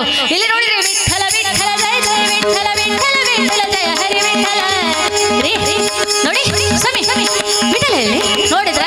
ವಿಠಲ ವಿಠಲ ವಿಠಲ ವಿಠಲ ವಿಠಲ ವಿಠಲ ಜಯ ಹರಿ ವಿಠಲ ವಿಠಲ ವಿಠಲ ನಾಮ ಗಂಧರಿ ಧುಮಧುಮಲಿ ಪಂಡರಿ ಧುಮಧುಮಲಿ ಪಂಡರಿ ಧುಮಧುಮಲಿ ಪಂಡರಿ ವಿಠಲ ವಿಠಲ ವಿಠಲ ಸಾಕು ಮಾಡಿ ನಿಮ್ಮ ಭಜನೆ. ಎಲ್ಲಿ ನನ್ನ ಮಗು ಅಂತ ಕೇಳ್ತಾ ಇದ್ದೇನೆ ಅಂತ ಹೇಳಿ ನಡಗುವಂತಹ ಮೈ ಉಳ್ಳವಳಾದಂತಹ ಆಕೆ ಗಂಡನನ್ನು ನಿಲ್ಲಿಸಿದಾಗ ಒಂದೇ ಕ್ಷಣಕ್ಕೆ ಆಘಾತದಿಂದ ನಿಂತಿದ್ದಾನೆ. ನೋಡ್ತಾ ಇದ್ದಾಳೆ, ನನ್ನ ಮಗು ಎಲ್ಲಿರಿ? ನೀವು ನೋಡ್ಕೊಳ್ಳಿ ಅಂತ ಹೇಳಿ ಅಲ್ಲ, ಎಲ್ಲಿ ಹೋದರಿ ವಿಠಲ, ಎಲ್ಲಿ ಹೋದ ಅವನು ಅಂತ ಹೇಳಿ ನೋಡ್ತಾ ಬರ್ತಾ ಇರ್ಬೇಕಾದ್ರೆ ಪಕ್ಕನೆ ಕೆಳಗೆ ನೋಡ್ತಾಳೆ, ಹೊಸ ಅಂಗಿ ಮಣ್ಣಲ್ಲಿ ಮಣ್ಣಾಗಿ ತುಳಿದು ಸಾಯಿಸಿ ಬಿಟ್ಟಿರ ನನ್ನ ವಿಠಲನನ್ನ. ಆ ವಿಠಲನ ನಾಮಸ್ಮರಣೆ ಮಾಡುತ್ತಿರುವಂತಹ ನಿಮಗೆ ಈ ವಿಠಲನನ್ನ ನೋಡಿಕೊಳ್ಳಿಕ್ಕಾಗಲಿಲ್ಲವೇ? ಹಾಗಾದ್ರೆ ತುಳಿದು ತುಳಿದು ತುಳಿದು ಕೊಂದು ಬಿಟ್ಟಿರ ನನ್ನ ಮಗನನ್ನ. ಅಯ್ಯೋ ಮಗನೇ, ಏನಾಗಿ ಹೋಯಿತು ಅಂತ ಹೇಳಿ ಆ ಮಣ್ಣನ್ನೇ ಹಿಡಿದು ತನ್ನ ಮಗ ಅಂತ ಹೇಳಿ ಅಳ್ತಾ ಇದ್ದಾಳಂತೆ ಆ ತಾಯಿ. ಇಷ್ಟು ದಿನ ಮಕ್ಕಳಿಲ್ಲ ಅಂತ ಚಿಂತೆ, ಈಗ ಮಗು ಸಿಕ್ಕಿದಾಗ ಮಣ್ಣಲ್ಲಿ ಮಣ್ಣಾಗಿ ಹೋಯ್ತಲ್ಲ ಅಂತ ಚಿಂತೆ, ಯಾವುದನ್ನು ಗೊತ್ತಿಲ್ಲದೆ ಕುಳಿತಿರ್ತಕ್ಕಂತಹ ಅಯ್ಯೋ ಏನಾಗಿ ಹೋಯ್ತು ಸ್ವಾಮಿ, ನನ್ನ ಮಗನನ್ನ ಕೊಟ್ಟೇ ಬಿಟ್ಟಿರಾ, ಏನು ತಪ್ಪು ಮಾಡಿದೆ? ಆರಶೇಷುವಿನ ಕೊರಳ ಹೆಸುಗೆ ಸಾಯಿಸಿದೆನೋ. ಇಷ್ಟು ದಿನ ಮಕ್ಕಳಿಲ್ಲ ಅಂತ ಚಿಂತೆ ಆಗುತ್ತಾ ಇತ್ತು. ಇವತ್ತು ಕೊಟ್ಟಿರುವಂತಹ ಒಂದು ಕುಡಿಯನ್ನು ಕೂಡ ಉಳಿಸಿಕೊಳ್ಳಿಕ್ಕಾಗದೆ ಹೋಯ್ತಲ್ಲ. ಗೋರನಿಗೆ ಪರಿಸ್ಥಿತಿ ನಿಧಾನವಾಗಿ ಅರ್ಥ ಆಗುತ್ತಾ ಇದೆ. ಗಂಗಾ ಗಂಗಾ ಚಿಂತೆ ಮಾಡಬೇಡ, ನೋಡಿ ಚಿಂತೆ ಮಾಡಬೇಡ ನೀನು. ನಾನು ಬೇಕು ಅಂತ ಮಾಡಿದ್ದಲ್ಲ ನೋಡು, ಸಮಾಧಾನ ಮಾಡಿಕೊ. ಅದು ಆಗಿ ಹೋಯಿತು. ನಾನು ಅವನ ನಿದ್ದೆ ಮಾಡಿದ್ದಾನೆ ಅಂತ ಹೇಳಿ ನನ್ನ ನಿತ್ಯದ ಕೆಲಸಗಳನ್ನು ಮಾಡೋಣ ಅಂತ ಬಂದೆ. ಏನು ಮಾಡಲಿ, ಹಾಳು ಮನಸ್ಸು. ಭಗವಂತನನ್ನು ಆಲೋಚನೆ ಮಾಡಿದರೆ ಅಭ್ಯಾಸ ಬಲದಿಂದ ಅದನ್ನು ಮಾಡ್ತಾ ಇರ್ತದಪ್ಪ. ಬೇಸರ ಮಾಡಬೇಡ. ಯಾಕೆ ಅಂತ ಹೇಳಿದರೆ ಕೊಡುವವನು ಅವನು, ಕಿತ್ತುಕೊಳ್ಳುವವನು ಅವನಲ್ವೇ. ಒಂದು ಕೈಯಲ್ಲಿ ಕೊಟ್ಟ ಮಗುವನ್ನ ಇನ್ನೊಂದು ಕೈಯಲ್ಲಿ ಕಿತ್ತುಕೊಂಡ ಬಿಡು. ಅದಕ್ಕೆ ಯಾಕೆ ಚಿಂತೆ ಮಾಡ್ತಾ ಇದ್ದೀಯಾ?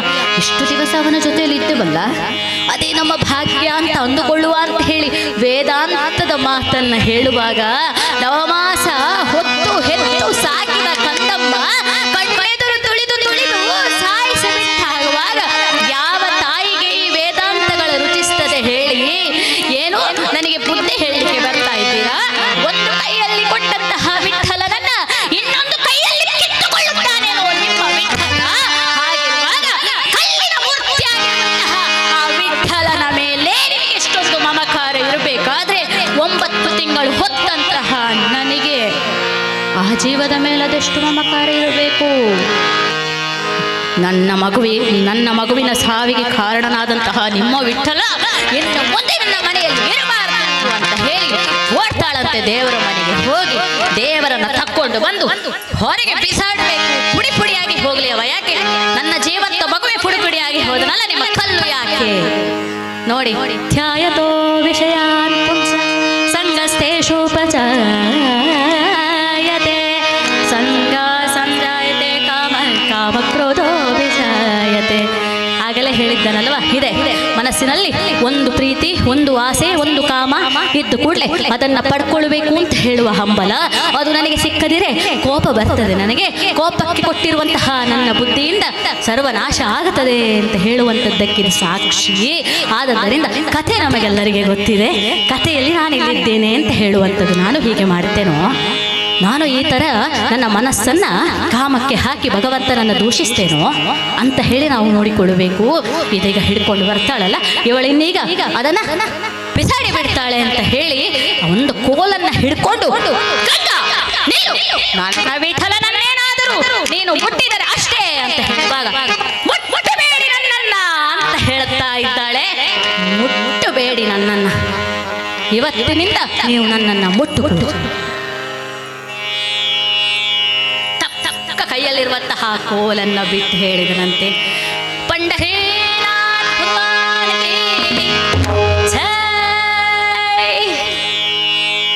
ಎಂತಹ ಶಿಕ್ಷೆ ಕೊಟ್ಟೆ ಭಗವಂತ. ಒಂದು ಕ್ಷಣದ ನನ್ನ ಕೋಪ ಎಲ್ಲಿ ನಿನ್ನನ್ನ ಬಿಸಾಡಿ ಬಿಡ್ತಾಳೋ ಎನ್ನುವಂತಹ ಕೋಪದಿಂದ ನಿಲ್ಲು ಗಂಗಾ ಅಂತ ಹೇಳಿ ಕೋಲು ತೋರಿಸಿದೆ. ನಾನು ಸಿಟ್ಟುಗೊಂಡೆ. ನಾನು ಮುಟ್ಟಬೇಡಿ ನನ್ನನ್ನ ಅಂತ ಹೇಳಿಬಿಟ್ಲು.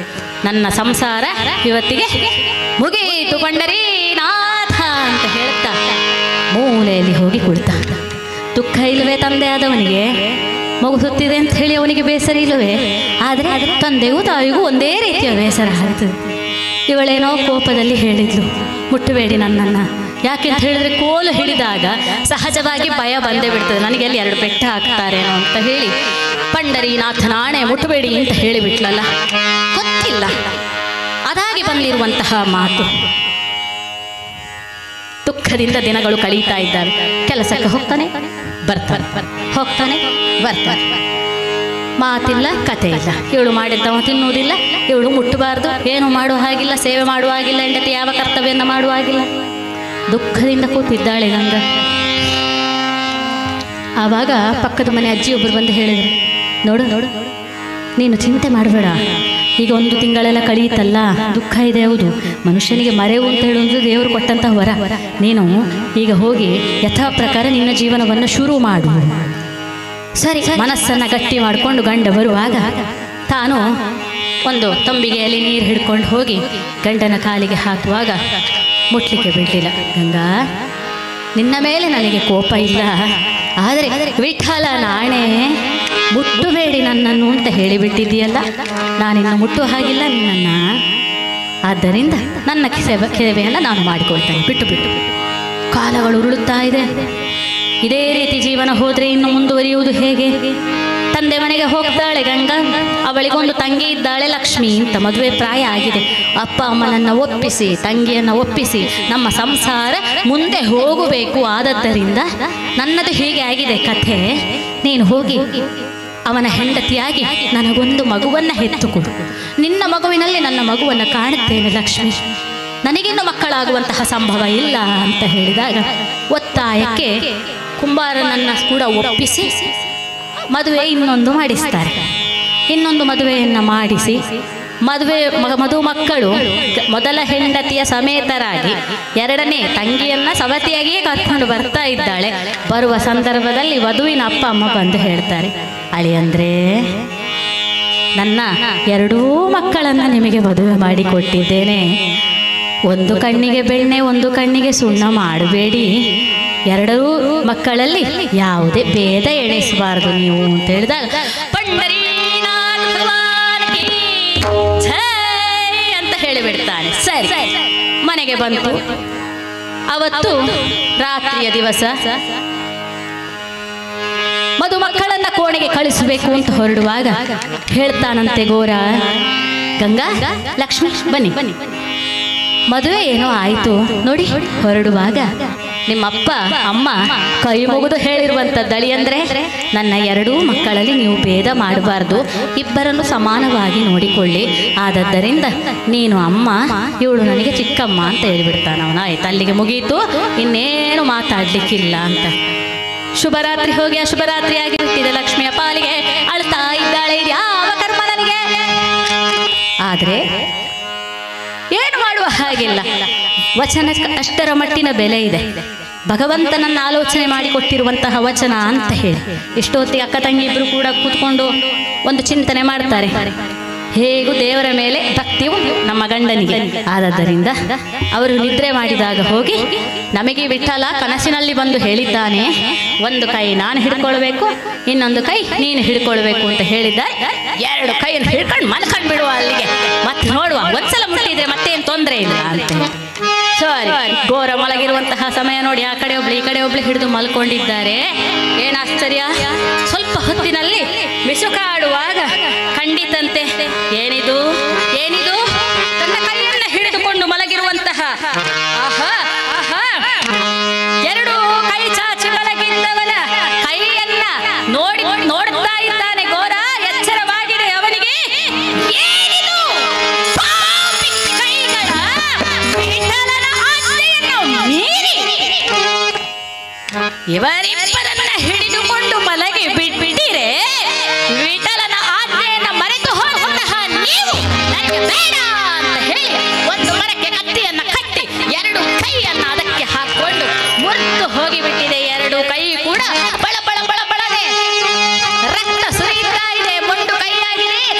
ರಕ್ತ ಸುರಿಯುತ್ತಿರುವಂತಹ ಕೈಯನ್ನ ನೋಡಿ ಅಯ್ಯೋ ಅಯ್ಯೋ ಅಯ್ಯೋ ಇದೇನಾಗಿ ಹೋಯಿತು ಸ್ವಾಮಿ ಎಂಬುದಾಗಿ ಗಂಗಾ ಲಕ್ಷ್ಮಿ ಇಬ್ಬರು ಕೂಡ ತಲೆ ತಿರುಗಿ ಬಿದ್ದು ಬಿಟ್ಟಿದ್ದಾರಂತೆ.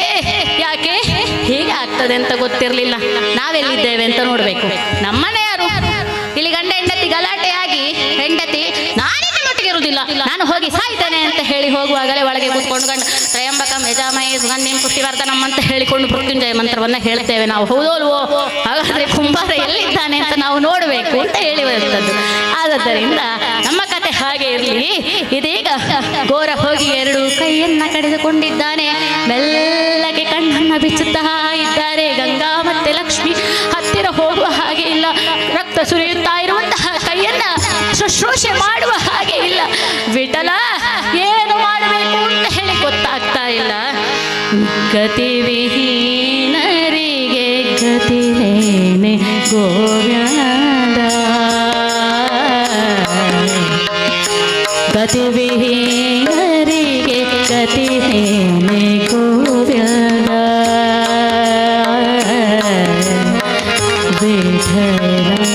ಸ್ವಾಮಿ ಏನೋ ಒಂದು ಮಾತು ದುಃಖದಿಂದ ಮನಸ್ಸಿನ ಒಳಗಿನಿಂದ ಬಂದಿರುವಂತಹ ಮಾತನ್ನ ಗಟ್ಟಿಯಾಗಿ ಹಿಡಿದುಕೊಂಡು ಕುಳಿತು ಬಿಟ್ಟರಲ್ಲ ಇವರು. ಇವರ ಆರೈಕೆಯನ್ನು ಮಾಡಲಿ ಅಂತ ಹೇಳಿ ನನ್ನ ತಂಗಿಯನ್ನ ಮದುವೆ ಮಾಡಿ ಕರ್ಕೊಂಡು ಬಂದ್ರು ಕೂಡ ನಮ್ಮ ಪರಿಸ್ಥಿತಿ ಹೀಗೆ ಆಯ್ತಲ್ಲ ಸ್ವಾಮಿ. ಎರಡು ಕೈಗಳನ್ನು ಕಡಿದುಕೊಂಡು ಕೆಳಗೆ ಬಿದ್ದು ಬಿಟ್ಟಿದ್ದಾರೆ. ಅಯ್ಯೋ ಅಯ್ಯೋ ಅಯ್ಯೋ ಅಯ್ಯೋ ರಕ್ತ ಸುರಿಯುತ್ತಾ ಇದೆಯಪ್ಪ. ಸ್ವಲ್ಪ ಹೊತ್ತಿನಲ್ಲಿ ಅವರ ಪ್ರಾಣವೇ ಹೋಗಬಹುದು. ಯಾರಿದ್ದಾರಪ್ಪ? ಯಾರಾದ್ರೂ ಬನ್ನಿ ಬನ್ನಿ, ಯಾರಾದ್ರೂ ಬನ್ನಿ ಅಪ್ಪ, ಇವರನ್ನ ನೋಡ್ಕೊಳ್ಳಿ, ನಾವು ಮುಟ್ಟುವ ಹಾಗಿಲ್ಲ. ಅಯ್ಯೋ ಇಲ್ಲಿ ಯಾರಿದ್ದಾರೆ? ನಮಗೆ ಆಪತ್ಪಾದಂತಹ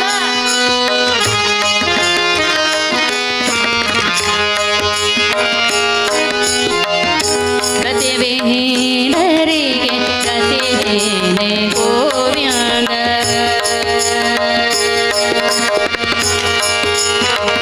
ರಿಪುಬಾಧಿತರಿಗೆ ಆಶ್ರಯ ಮುಕುಂದ ವಿಠಲ.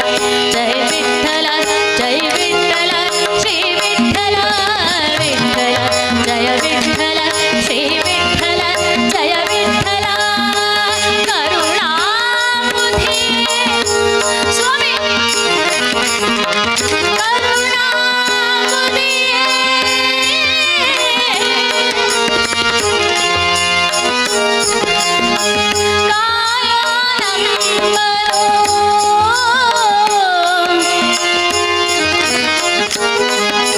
ಕಾರುಣ್ಯ ಸಿಂಧು ದೀನಾರ್ಥ ಬಂಧು, ಕಾರುಣ್ಯ ಸಿಂಧು ದೀನಾರ್ಥ ದೀನ ಬಂಧುವೆ ವಿಠಲ, ಕಾರುಣ್ಯ ಸಿಂಧುವೆ ವಿಠಲ, ದೀನ ಬಂಧುವೆ ವಿಠಲ, ಕಾರುಣ್ಯ ಸಿಂಧುವೆ ವಿಠಲ, ವಿಠಲ ವಿಠಲ ವಿಠಲ ವಿಠಲ ವಿಠಲ ವಿಠಲ ವಿಠಲ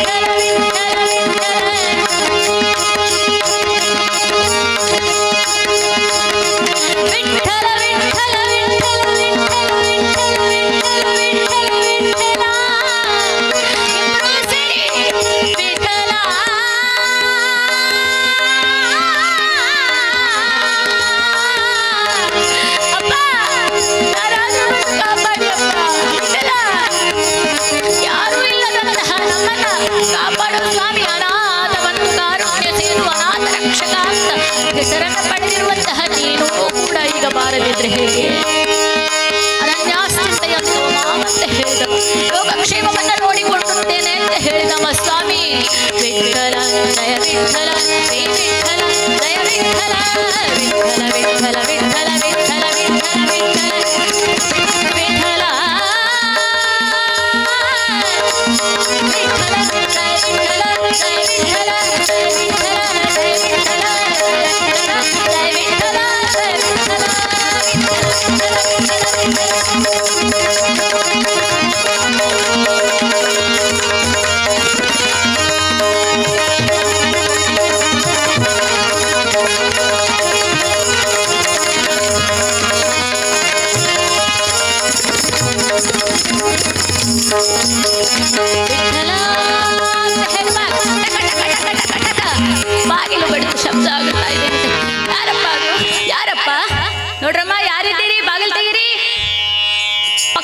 ಬಾಗಿಲು ತೆಗಿತಾ ಇದ್ದಾನೆ. ವಿಠಲ ನಮ್ಮ ನಾಮಸ್ಮರಣೆಯನ್ನ ಮಾಡುತ್ತಾ, ಯಾರಪ್ಪ ನೀನು? ಅಮ್ಮ, ನಾನು ಪಂಡರಾಪುರಿಗೆ ಹೋಗುವಂತವ, ಜಗನ್ನಾಥ ಅಂತ ನನ್ನ ಹೆಸರು.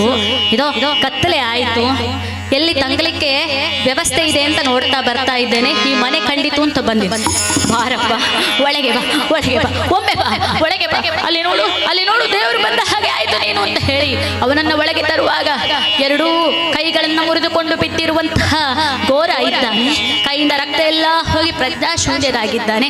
ಇದೇನಾಗಿ ಹೋಯ್ತಮ್ಮ ಅಂತವ ಕೇಳುವಾಗ ಕತಿ ಎಲ್ಲ ಹೇಳುವುದಿಲ್ಲ. ನಾ ಹೇಳಿದಾಗ ನೀನು ಮಾಡು ಅಂತ ಹೇಳಿ ಶುಶ್ರೂಷೆಯನ್ನ ಮಾಡ್ತಾ ಇದ್ದಾನೆ. ನೋಡಿ, ಯೋಗಕ್ಷೇಮಂ ವಹಾಮ್ಯಂ ಅಂತ ಹೇಳಿದ್ರೆ ಇದುವೇ.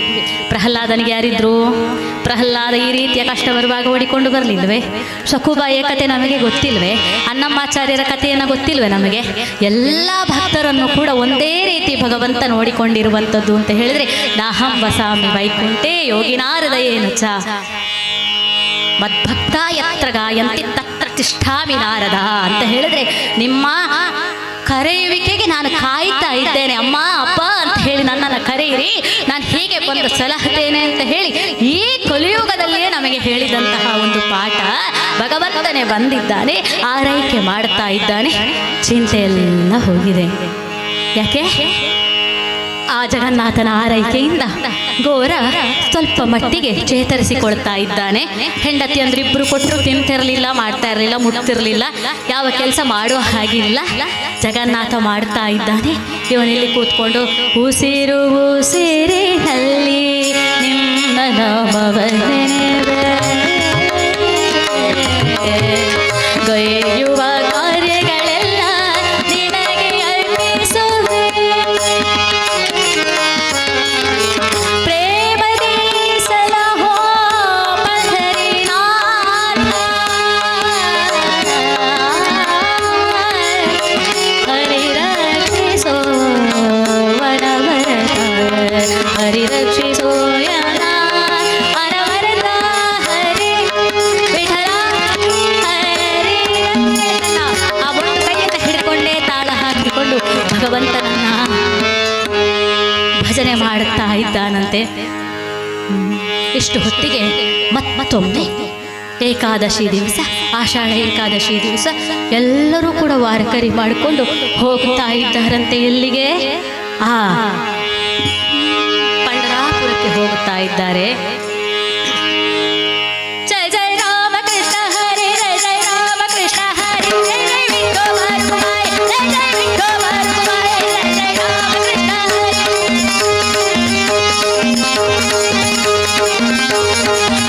ಜಯ ಜಯ ವಿಠೋಬಾರುಮಾಯ, ಜಯ ಜಯ ರಾಮಕೃಷ್ಣ ಹರಿ, ಜಯ ಜಯ ವಿಠೋಬಾರುಮಾಯ, ಜಯ ಅದನ್ನ ನೋಡಿ ಅಳ್ತಾ ಇದ್ದಾನಂತೆ. ಅಯ್ಯೋ ಜಗನ್ನಾಥ, ನಾನೇ ಹೇಗಪ್ಪ ಹೋಗುದು? ಹೋಗುವುದು ಹೇಗೆ ಪಂಡರಿಗೆ? ಜಗನ್ನಾಥ, ನಾನು ಹೋಗ್ಬೇಕು ಕಣೋ. ಅದು ಅದು ಅದು ಪಂಡರಾಪುರದಲ್ಲಿ ನನ್ನ ದೇವರಿದ್ದಾರೆ ನೋಡು, ನಾನು ಈ ಪರಿಸ್ಥಿತಿಯಲ್ಲಿ ಇದ್ದೇನೆ. ಹೇಗಪ್ಪ ನಾನು ಹೋಗ್ಲಿ? ನನಗೆ ಹೋಗ್ಬೇಕು ಅಂತ ಆಗ್ತಾ ಇದ್ದೇನೆ. ಅಲ್ಲಿ ನೋಡು ನೋಡು ನೋಡು ನೋಡು ನೋಡು, ಅವರ ಭಜನೆಯನ್ನೆಲ್ಲ ನೋಡುವಾಗ ನನಗೆ ಇಲ್ಲಿ ಕೂತ್ಕೊಳ್ಳಿಕ್ಕೆ ಆಗ್ತಾ ಇಲ್ಲ. ಜಗನ್ನಾಥ, ಹೋಗುವಿರಂತೆ, ಯಾಕೆ ಚಿಂತೆ ಮಾಡ್ತೀರಿ? ಹೋಗ್ಲಿಕ್ಕೆ ಆಗುತ್ತದೆ ನಿಮಗೆ. ಆಲೋಚನೆ ಮಾಡಬೇಡಿ. ನಾಮದೇವರು, ಜ್ಞಾನದೇವರು ಎಲ್ಲರೂ ಸಹ ಪಂಡರಾಪುರಕ್ಕೆ ಹೋಗಿದ್ದಾರೆ. ಅಲ್ಲಿ ಹೋದಾಗ ವಿಠಲ ದೇವರು ಇಲ್ಲ. ವಿಠಲ ದೇವರೆಲ್ಲ ಹೋಗಿದ್ದಾರೆ ಅಂತ ಹೇಳಿದ್ರು. ರುಕ್ಮಿಣಿ ಹತ್ರ ಕೇಳುವಾಗ ಅವರು ಗೋರನ ಮನೆಯಲ್ಲಿದ್ದಾರೆ ಅಂತ ಸುದ್ದಿ ಸಿಕ್ಕಿದೆ. ಯಾಕೆ? ಗೋರನಿಗೆ ಕೈ ಮುರಿದಿದೆ, ಅವನನ್ನು ನೋಡ್ಕೊಳ್ಳಿಕ್ಕೆ ದೇವರೇ ಹೋಗಿದ್ದು ಅಂತ. ಅಪ್ಪ ಅಪ್ಪ ಅಪ್ಪ ಅಪ್ಪ ಓಡಿಕೊಂಡು ಬರ್ತಾ ಇದ್ದಾರೆ. ಜಯ ಜಯ ರಾಮಕೃಷ್ಣ ಹರಿ, ಜಯ ಜಯ ರಾಮಕೃಷ್ಣ ಹರಿ, ಜಯ ಜಯ ವಿಠೋಬಾರುಮಾಯ, ಜಯ ಜಯ ವಿಠೋಬಾರುಮಾಯ. ಬಂದ್ರು ಬಂದ್ರು ಬಂದ್ರು ಬಂದ್ರು ಎಲ್ಲರೂ ಘೋರ. ಎಂತಹ ಸೌಭಾಗ್ಯವಂತ ನೀನು.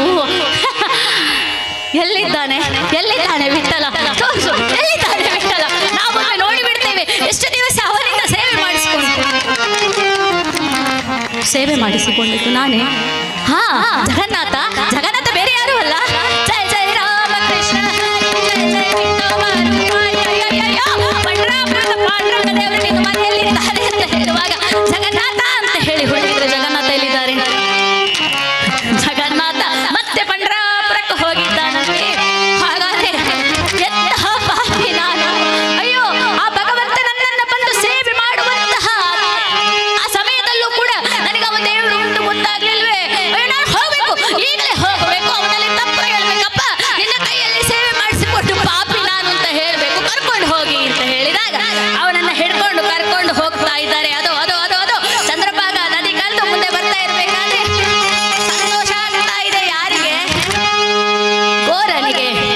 ತೋರುತ್ತಿದೆ ಎನ್ನ ಪಂಡರಿ ತೋರುತ್ತಿದೆ ಭಕ್ತರ ಭಾಗ್ಯದ ನಿಧಿ ಪಂಡರಿ ಪವಿತ್ರವಾಗಿ ಹೈ ಪುಣ್ಯ ನಗರಿ ಪಂಡರಿ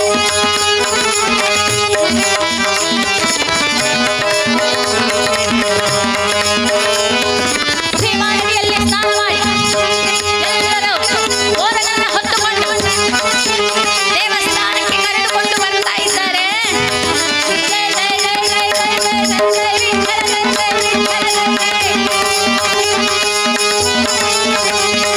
ವಿಠಲ ವಿಠಲ ವಿಠಲ ವಿಠಲ ವಿಠಲ ವಿಠಲ ವಿಠಲ ಜಯ ಜಯ ಆವೇಶದಿಂದ ಭಕ್ತಿಯ ಆವೇಶದಿಂದ ಎಲ್ಲರೂ ಸೇರಿ ತಾಳವನ್ನು ಹಾಕುತ್ತಾ ವಿಠಲ ವಿಠಲ ವಿಠಲ ವಿಠಲ ಮಾಡುತ್ತ ವಿಠಲ ವಿಠಲ ಬಂಡರಿನಾಥ ವಿಠಲ ವಿಠಲ ಜಯ ಜಯ ವಿಠಲ ಜಯ ವಿಠಲ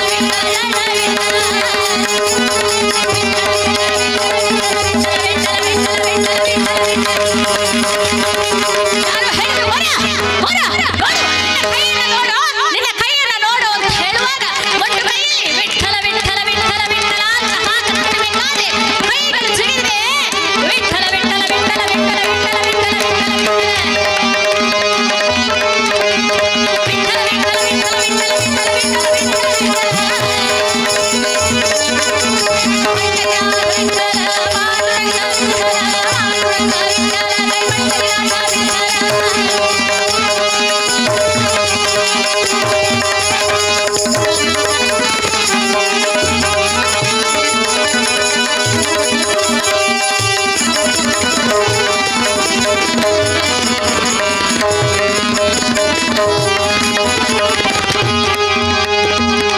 ಕೋರನ ಭಕ್ತಿಗೆ ಮೆಚ್ಚಿ ಪ್ರತ್ಯಕ್ಷ ರುಕ್ಮಿಣಿ ದೇವರ ಕೋರನ ಭಕ್ತಿಗೆ ಮೆಚ್ಚಿ ಪ್ರತ್ಯಕ್ಷ ರುಕ್ಮಿಣಿ ದೇವರ ಸತ್ತ ಕೂಸನ್ನ ಮರಳಿ ಕೊಟ್ಟಾಳ ಸಂತೋಷ ಸಾಗರ ಸತ್ತ ಕೂಸನ್ನ ಮರಳಿ ಕೊಟ್ಟಾಳ ಸಂತೋಷ ಸಾಗರ ಭಕ್ತಿಯಾದರೆ ಮುಕ್ತಿಯ ದ್ವಾರ ಎಂದರ ಈಶ್ವರ ಭಕ್ತಿಯಾದರೆ ಮುಕ್ತಿಯ ದ್ವಾರ ಎಂದರ ಈಶ್ವರ ಎರಡು ಕೈಗಳ ಮರಳಿ ಪಡೆದಿಹ ಎರಡು ಕೈಗಳ ಮರಳಿ ಪಡೆದಿಹ ಘೋರ ಕುಂಬಾರ ಘೋರ ಕುಂಬಾರ ಘೋರ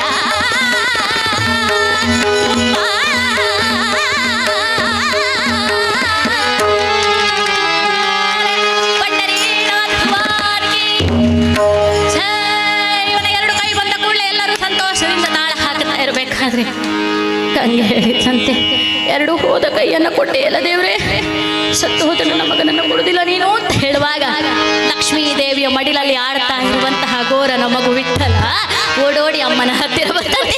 ಅಯ್ಯೋ ನನ್ನ ಮಗು ನನಗೆ ಸಿಕ್ಕಿತು ಅಂತ ಹೇಳಿ ಸಂತೋಷ ಪಡ್ತಿರ್ಬೇಕಾದ್ರೆ ಈಶ್ವರ ದೇವ ಆ ಭಗವಂತ ವಿಠಲ ಹೇಳ್ತಾ ಇದ್ದಾನೆ. ಸರ್ವೇಶ್ವರರಾದಂತಹ ಭಗವಂತ ಹೇಳ್ತಾನಂತೆ, ಗಂಗಾ ನೀನೇನಂದೆ? ವಿಠಲನ ನಾಮಸ್ಮರಣೆಯನ್ನ ಮಾಡುತ್ತಿರುವಂತಹ ನನ್ನ ಗೋರನಿಗೆ ನನ್ನ ಚಿಂತೆಯನ್ನ ಬಿಟ್ಟು ಬೇರೆ ಯಾವುದೇ ವಿಷಯದ ಚಿಂತೆ ಇಲ್ಲ ಅಂತ ಚಿಂತೆ ಮಾಡ್ತಾ ಇದೀಯಲ್ಲ ನೀನು. ಅದೆಲ್ಲವೂ ನೀನು ಯಾವ ವಿಷಯ ವಿಕಾರಗಳನ್ನು ಆಲೋಚನೆ ಮಾಡ್ತಾ ಇದೆಯೋ ಅದೆಲ್ಲ ನಶ್ವರ, ಈ ಈಶ್ವರ ಮಾತ್ರ ಶಾಶ್ವತ ಅಂತ ಹೇಳುವಂಥದ್ದನ್ನ ನಿನಗೆ ಮನೆಗೆ ಕಾಣಿಸ್ಲಿಕ್ಕೋಸ್ಕರವಾಗಿ ನಿನ್ನ ಮಗುವನ್ನ ನಾನು ಮತ್ತೆ ಪಡೆದುಕೊಂಡೆ. ಈಗ ನನಗೆ ಅರ್ಥ ಆಯಿತು ಅಂತ ಮತ್ತೆ ಕೊಡ್ತಾ ಇದ್ದೇನೆ. ಯಾರೇ ಆಗಲಿ ಅನನ್ಯವಾದಂತಹ ಚಿಂತೆಯಿಂದ ನನ್ನನ್ನ ಸ್ಮರಿಸಿದರೆ ನಿಮಗೆ ಬೇಕಾದದ್ದನ್ನ ನಾನು ಅನುಗ್ರಹ ಮಾಡ್ತೇನೆ, ನಿಮ್ಮ ಯೋಗಕ್ಷೇಮವನ್ನು ನೋಡಿಕೊಳ್ತೇನೆ ಅಂತ ತಿಳಿಸಬೇಕಾಗಿತ್ತು. ಮಾತ್ರ ಅಲ್ಲ, ನೋಡು ಗೋರ, ಸರಿಯಾಗಿ ಕೇಳು. ನಿನ್ನ ಆಣೆ ಪ್ರತಿಜ್ಞೆ ಇದೆಲ್ಲ ಇದ್ದದ್ದು ಯಾವ ಕೈಗೆ? ಆ ಕೈಗೆ. ಅದನ್ನು ನೀನು ಕಡ್ದು ಆಯ್ತು. ಈಗ ಈ ಕೈ ನಾನು ಕೊಟ್ಟಂತಹ ಕೈ, ಇದಕ್ಕೆ ಯಾವುದೇ ಆಜ್ಞೆಗಳಿಲ್ಲ, ಭಾಷೆಗಳಿಲ್ಲ. ಆದ್ದರಿಂದ ಇನ್ನು ಮುಂದೆ ಗಂಡ ಹೆಂಡತಿಯರು ಎರಡೆರಡು ಜನ ಕೂಡ ಇಲ್ಲಿಯೇ ಇದ್ದುಕೊಂಡು ಪಂಡರಾಪುರದಲ್ಲಿ ನನ್ನ ಸೇವೆಯನ್ನ ನೀವು ಮಾಡಬೇಕು. ವಿಠಲನ ಗಂಡನೊಂದಿಗೆ ಇಲ್ಲಿಯೇ ಶಾಶ್ವತವಾಗಿ ನೆಲೆಸಿ ಅಂತ ಹೇಳ್ತಾ ಇದ್ದೇನೆ ಅಂತ ಹೇಳುತ್ತಾ ಮನಸ್ಸಿನಲ್ಲಿ ವಿಷಯ ವಿಕಾರಗಳಿಗೆ ಎಡೆ ಕೊಡದೆ ಕೇವಲ ವೈರಾಗ್ಯ ಭಕ್ತಿಯಲ್ಲಿ ಭಗವಂತ ಅಷ್ಟು ಕಷ್ಟ ಬಂದರೂ ಕೂಡ ಭಗವಂತ ಬೇಕು ಅಂತ ಆಯ್ತಷ್ಟೇ ಹೊರತು ಗೋರನಿಗೆ ಬೇರೆ ಯಾರು ಬೇಕು ಅಂತ ಆಗ್ಲಿಲ್ಲ, ಎಲ್ಲರನ್ನ ಬಿಟ್ಟ. ಆದದ್ದರಿಂದ ಏನು ಹೇಳಿದ್ದೇವೆ ಪೀಠಿಕಾ ವಿಭಾಗದಲ್ಲಿ? ವಿಷಯವನ್ನು ಬಿಡು ಮನ ವಿಚಾರ ಮಾಡು, ವೈರಾಗ್ಯ ಭಕ್ತಿಯನ್ನು ಹರಿಯಲೇಬೇಡು, ವೈರಾಗ್ಯ ಭಕ್ತಿಯನ್ನು ಹರಿಯಲೇಬೇಡು. ಸಜ್ಜನರ ಪದರ ಜಲಿ ಭಜನವ ಮಾಡುತ್ತಲೇ ಹೆಜ್ಜೆ ಹೆಜ್ಜೆಗೂ ಹರಿಯ ನಾಮ ಸುದೆ ಹಾಡು, ಹೆಜ್ಜೆ ಹೆಜ್ಜೆಗೂ ಹರಿಯ ನಾಮ ಸುದೆ ಹಾಡು. ವಿಷಯವನು ಬಿಡು ಮನ ವಿಷಯವನು ಬಿಡು ಮನ ವಿಷಯವನು ಬಿಡು ಮನ ವಿಚಾರ ಮಾಡೋ, ವೈರಾಗ್ಯ ಭಕ್ತಿ ಬೇಡೋ. ಪಂಡರೀನಾಥ ಭಗವಾನ್ಗೆ ಜಯ ಅಂತ ಹೇಳುತ್ತಾ ಇವತ್ತು ಕಥೆಯಲ್ಲಿ ಜಗವಿನ ಶಿಸೆ ವಟಪತ್ರದಲ್ಲಿ ಸುಖವಾಗಿ ಪವಡಿಸಿದ ಮಹಿಮನಿಗೆ ವ್ಯೋಮ ಸದೃಶಗೆ ಮಂಗಲೋ ಜಯ ಮಂಗಲೋ ಶುಭ ಮಂಗಲೋ ಜಯ ಮಂಗಲೋ. ಹತ್ತವತಾರಲಿ ಬಗುತರ ಸಲಹುವ ಕೊರ್ತು ಶ್ರೀ ಪುರಂದರ ವಿಠಲನಿಗೆ ಜಯ ಮಂಗಲೋ ಜಯ ಮಂಗಲೋ. ಭುವನ ಪ್ರಳಯದಲ್ಲಿ ಜಗವಿನ ಶಿಸೆ ವಟಪತ್ರದಲ್ಲಿ ಸುಖವಾಗಿ ಪವಡಿಸಿದ ಮಹಿಮನಿಗೆ ವ್ಯೋಮ ಸದೃಶಗೆ ಮಂಗಲೋ ಮಂಗಲೋ ಭಗವಾನ್ ವಿಷ್ಣು ಮಂಗಲೋ ಮಧುಸೂದನ ಮಂಗಲೋ ದೇವಕೀ ಪುತ್ರ ಮಂಗಲೋ ಗರುಡಧ್ವಜ ಸರ್ವಮಂಗಲ ಮಾಂಗಲ್ಯೆ ಶಿವೆ ಸರ್ವಾರ್ಥ ಸಾಧಕೆ ಶರಣ್ಯೇ ತ್ರಯಂಬಕೆ ಗೌರಿ ನಾರಾಯಣಿ ನಮೋಸ್ತುತೆ. ಮಂಗಲೋ ಕಾಯೇನ ವಾಚಾ ಮನಸೇರ್ವಾ ಹೃದಯಾತ್ಮನಾ ವಾ ಪ್ರಕೃತಿ ಸ್ವಭಾವಾತ್ ಕರೋಮಿ ಯತ್ಯತ್ ಸಕಲಂ ಪರಸ್ಮೈ ಶ್ರೀಮನ್ನಾರಾಯಣಾಯತಿ ಸಮರ್ಪಯಾಮಿ ಶ್ರೀಮನ್ನಾರಾಯಣಾಯತಿ ಸಮರ್ಪಯಾಮಿ.